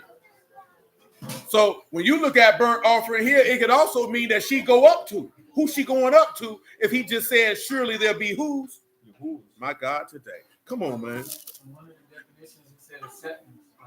Yeah. That's it. It. They got it and I knew this without reading no Hebrew. All you gotta do is read it. Niggas dumb. Let me not say all you gotta do is read it. Let me not say that. Go ahead. Gotta read the full process. No, you gotta have God with you. I ain't even being funny. Like you have to have some understanding and insight of who Yahuwah is. To be honest with you. Go ahead. He says, so Jephthah passed over unto the children of Ammon to fight against them, and Yahuwah delivered them into his hands. And he smote them from Aroer even unto Manith, 20 cities, and unto the plain of the vineyard. With a very great slaughter. Thus, the children of Ammon were subdued. And again, this is us going to be touching on something that we ain't talked about in a long time. Go ahead. Subdued before the children of Yasharal. Jephthah came to Mizpeh unto his house, and behold, his daughter came out to meet him with timbrels and with dances. She was his only child. Beside her, he had neither son nor daughter. Came to pass. When he saw her, that he rent his clothes and said, Alas, my daughter, you have brought me very low. You are one of them that trouble me. For I have opened my mouth unto Yahuwah. I cannot go back. She said unto him, my father, you have opened your mouth unto Yahuwah. Do to me according to that which hath proceeded out of your mouth. For as much as Yahuwah hath taken vengeance for you of your enemies, even the children of Ammon. And she said unto her father, let this thing be done for me. Let me alone 2 months. That I may go up and down upon the mountains and bewail. Now, why is she bewailing her virginity if she finna die? Tell them what virginity means, man. I'm not sure. I didn't graduate college. I don't know what virginity. That's lean. That's virginity, or the tokens of it. Now, what's the token of a virginity according to your law? That's the blood on the napkin, right? That means this is untainted monkey. Ain't nobody drove this car before. Ain't nobody parked in this garage. Ain't nobody lived in this house. Now, why would you go for 60 days to bewail your virginity if I'm finna kill you? Read verse 37 again, please, sir. And she said unto her father, let this thing be done for me. Let me alone 2 months, that I may go up and down upon the mountains and bewail my virginity, I and my fellows. Tell them what fellows is. For those of you who don't know, and when I get more time, y'all willing, we could go in more detail. Female companion. Female companion. You know what this is? When Mashiach was exceedingly sorrowful, even unto death, and he brought his companions with him to bewail his virginity. And that's what he went up there and did. Tell them what bewail mean, because, we ain't too smart, They say we from the South. They say we slow down here. That's what they say. That's to weep, to bewail, to cry, to shed tears. To cry, to shed tears. That's what he did in the garden. That's what he did with the disciples, didn't it? Oh, God, today. I can't believe that's. I thought they were finna kill him. Come on, verse 38. Well, what baby screaming like that? What y'all going to that baby? Go, and he sent her away 2 months, and she went with her companions and bewailed her virginity upon the mountains. Bewailed her what? Her virginity upon the mountains. So people don't realize is, for all intents and purposes, she was given as a Nazarite. Just read number 6 and 1, just so a jackass can see a woman can take a Nazarite vow too. Yahuwah spake unto Moses, saying, speak unto the children of Yasharal and say unto them, when either man or woman. Man or who? Or woman. Tell them what woman is here, just in case they think it means something else. That's a shaw, a woman. A woman. A female. That's a female. Read it again from the top, man. So the point of me reading that is you don't need to take a Nazarite vow now. If you're sanctified in Yahushua, that's the same as taking a Nazarite vow. What that means is that women could wholly sanctify themselves to the service of Yahuwah, the same as a man. That's why he said there's neither bond nor free, nor Yahudim, nor Greek, nor male, nor female. She can do the same thing. When you take a Nazarite vow, you are literally taking an oath that you are sanctifying yourself to Yahuwah for a period of time. This young lady is being sanctified to Yahuwah for the rest of her life, meaning she would have no husband. She gonna serve Yahuwah day and night in prayers and fasting, like we read about Anna the prophetess in Luke. It's not that hard, man. Come on. Yahuwah spake unto Moses, saying, speak unto the children of Yasharal and say unto them, when either man or woman shall separate to vow a vow of a Nazarite. Tell them what separate means. Unto Yahuwah. Separate under who? Unto Yahuwah. Under who? Yahuwah. Ain't that's what he just did? My God, today. I say that because, you have a lot of stupid people that try to minimize your daughter's opportunity to serve God in a sanctified fashion. It's pure and utter nonsense. Pure and utter nonsense. All the way around. That's Nazar, to dedicate, consecrate, to separate. To dedicate, to consecrate, to separate. Ain't that's what he just did? That's what you read that this woman's getting separated? Hold on, let me read that verse in Numbers 11 one more time. He says, you could make this connection in the garden to Daniel and his fellows too. That's a little different. That one's a little different. Where is that? Where he vowed this vow? He said, whoever come forth out of my doors shall surely be Yahuwah's. That's what it said. Shall surely be Yahuwah's. But let's go back. You stay where you at, Sid. I'll pull that out. Get that right.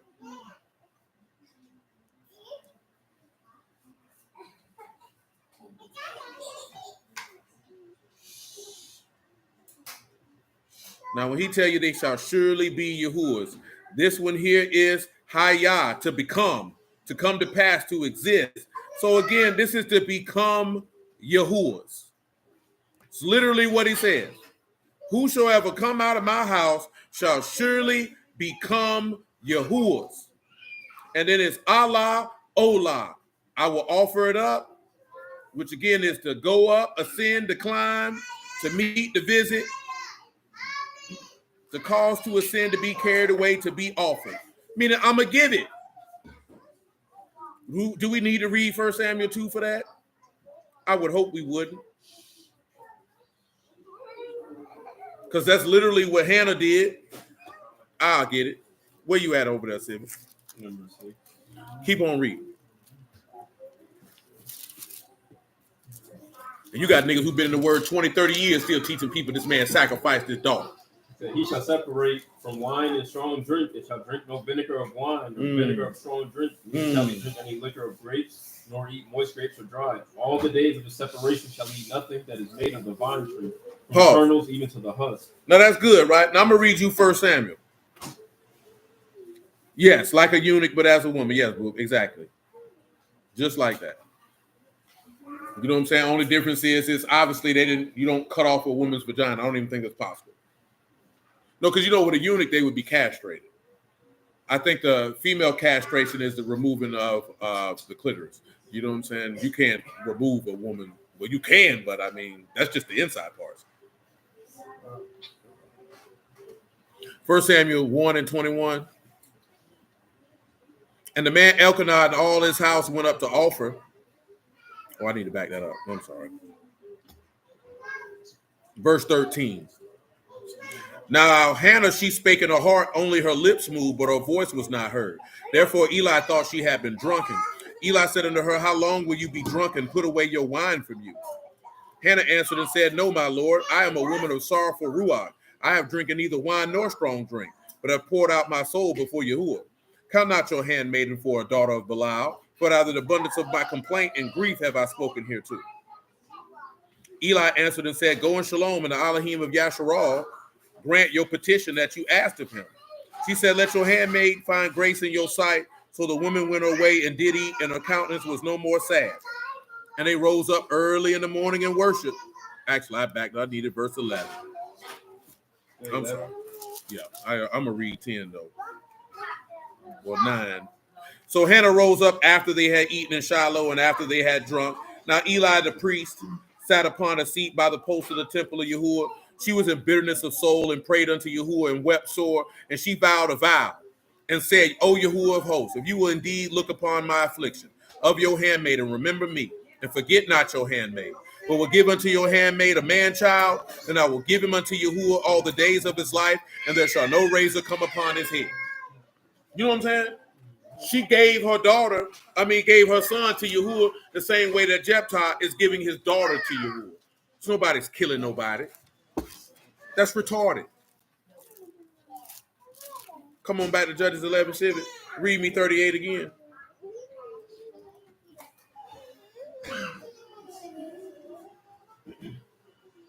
And he said, go, and he sent her away 2 months, and she went with her companions and bewailed her virginity upon the mountain. I want you to see what 39 say now. Listen. And it came to pass at the end of 2 months that she returned to her father, who did with her to his vow, which he had vowed. And she knew no what? No man. Now, why she ain't knowing no man if they killed her? Don't that sound like what it said, Mary said? How can this be, seeing I've what? No man.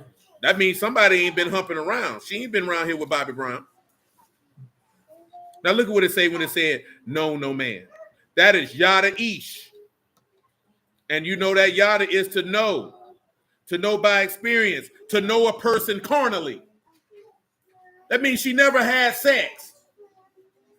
This ain't got nothing to do with nobody getting sacrificed. It means this woman never had sex from the day she was born to the day that she died. Then it say the daughters of Yasharal went yearly to lament the daughter of Jephthah the Gildah 4 days in a year. They went up to week 4. Now, how long does the book say you had to mourn a death?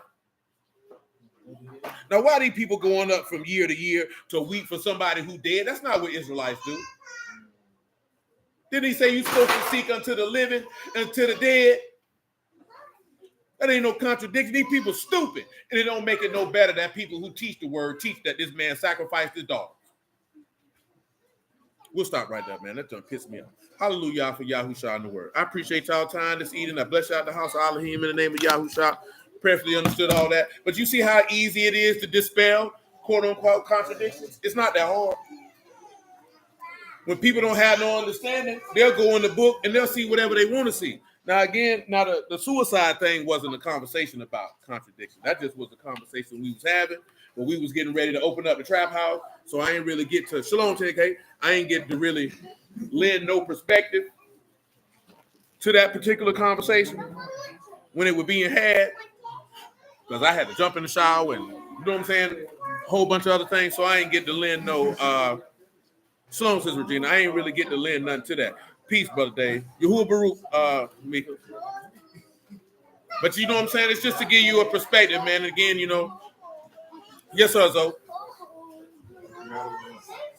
You know, I say, man, that particular topic is a touchy subject. You have to move with wisdom and compassion. Peace, brother Joseph, man.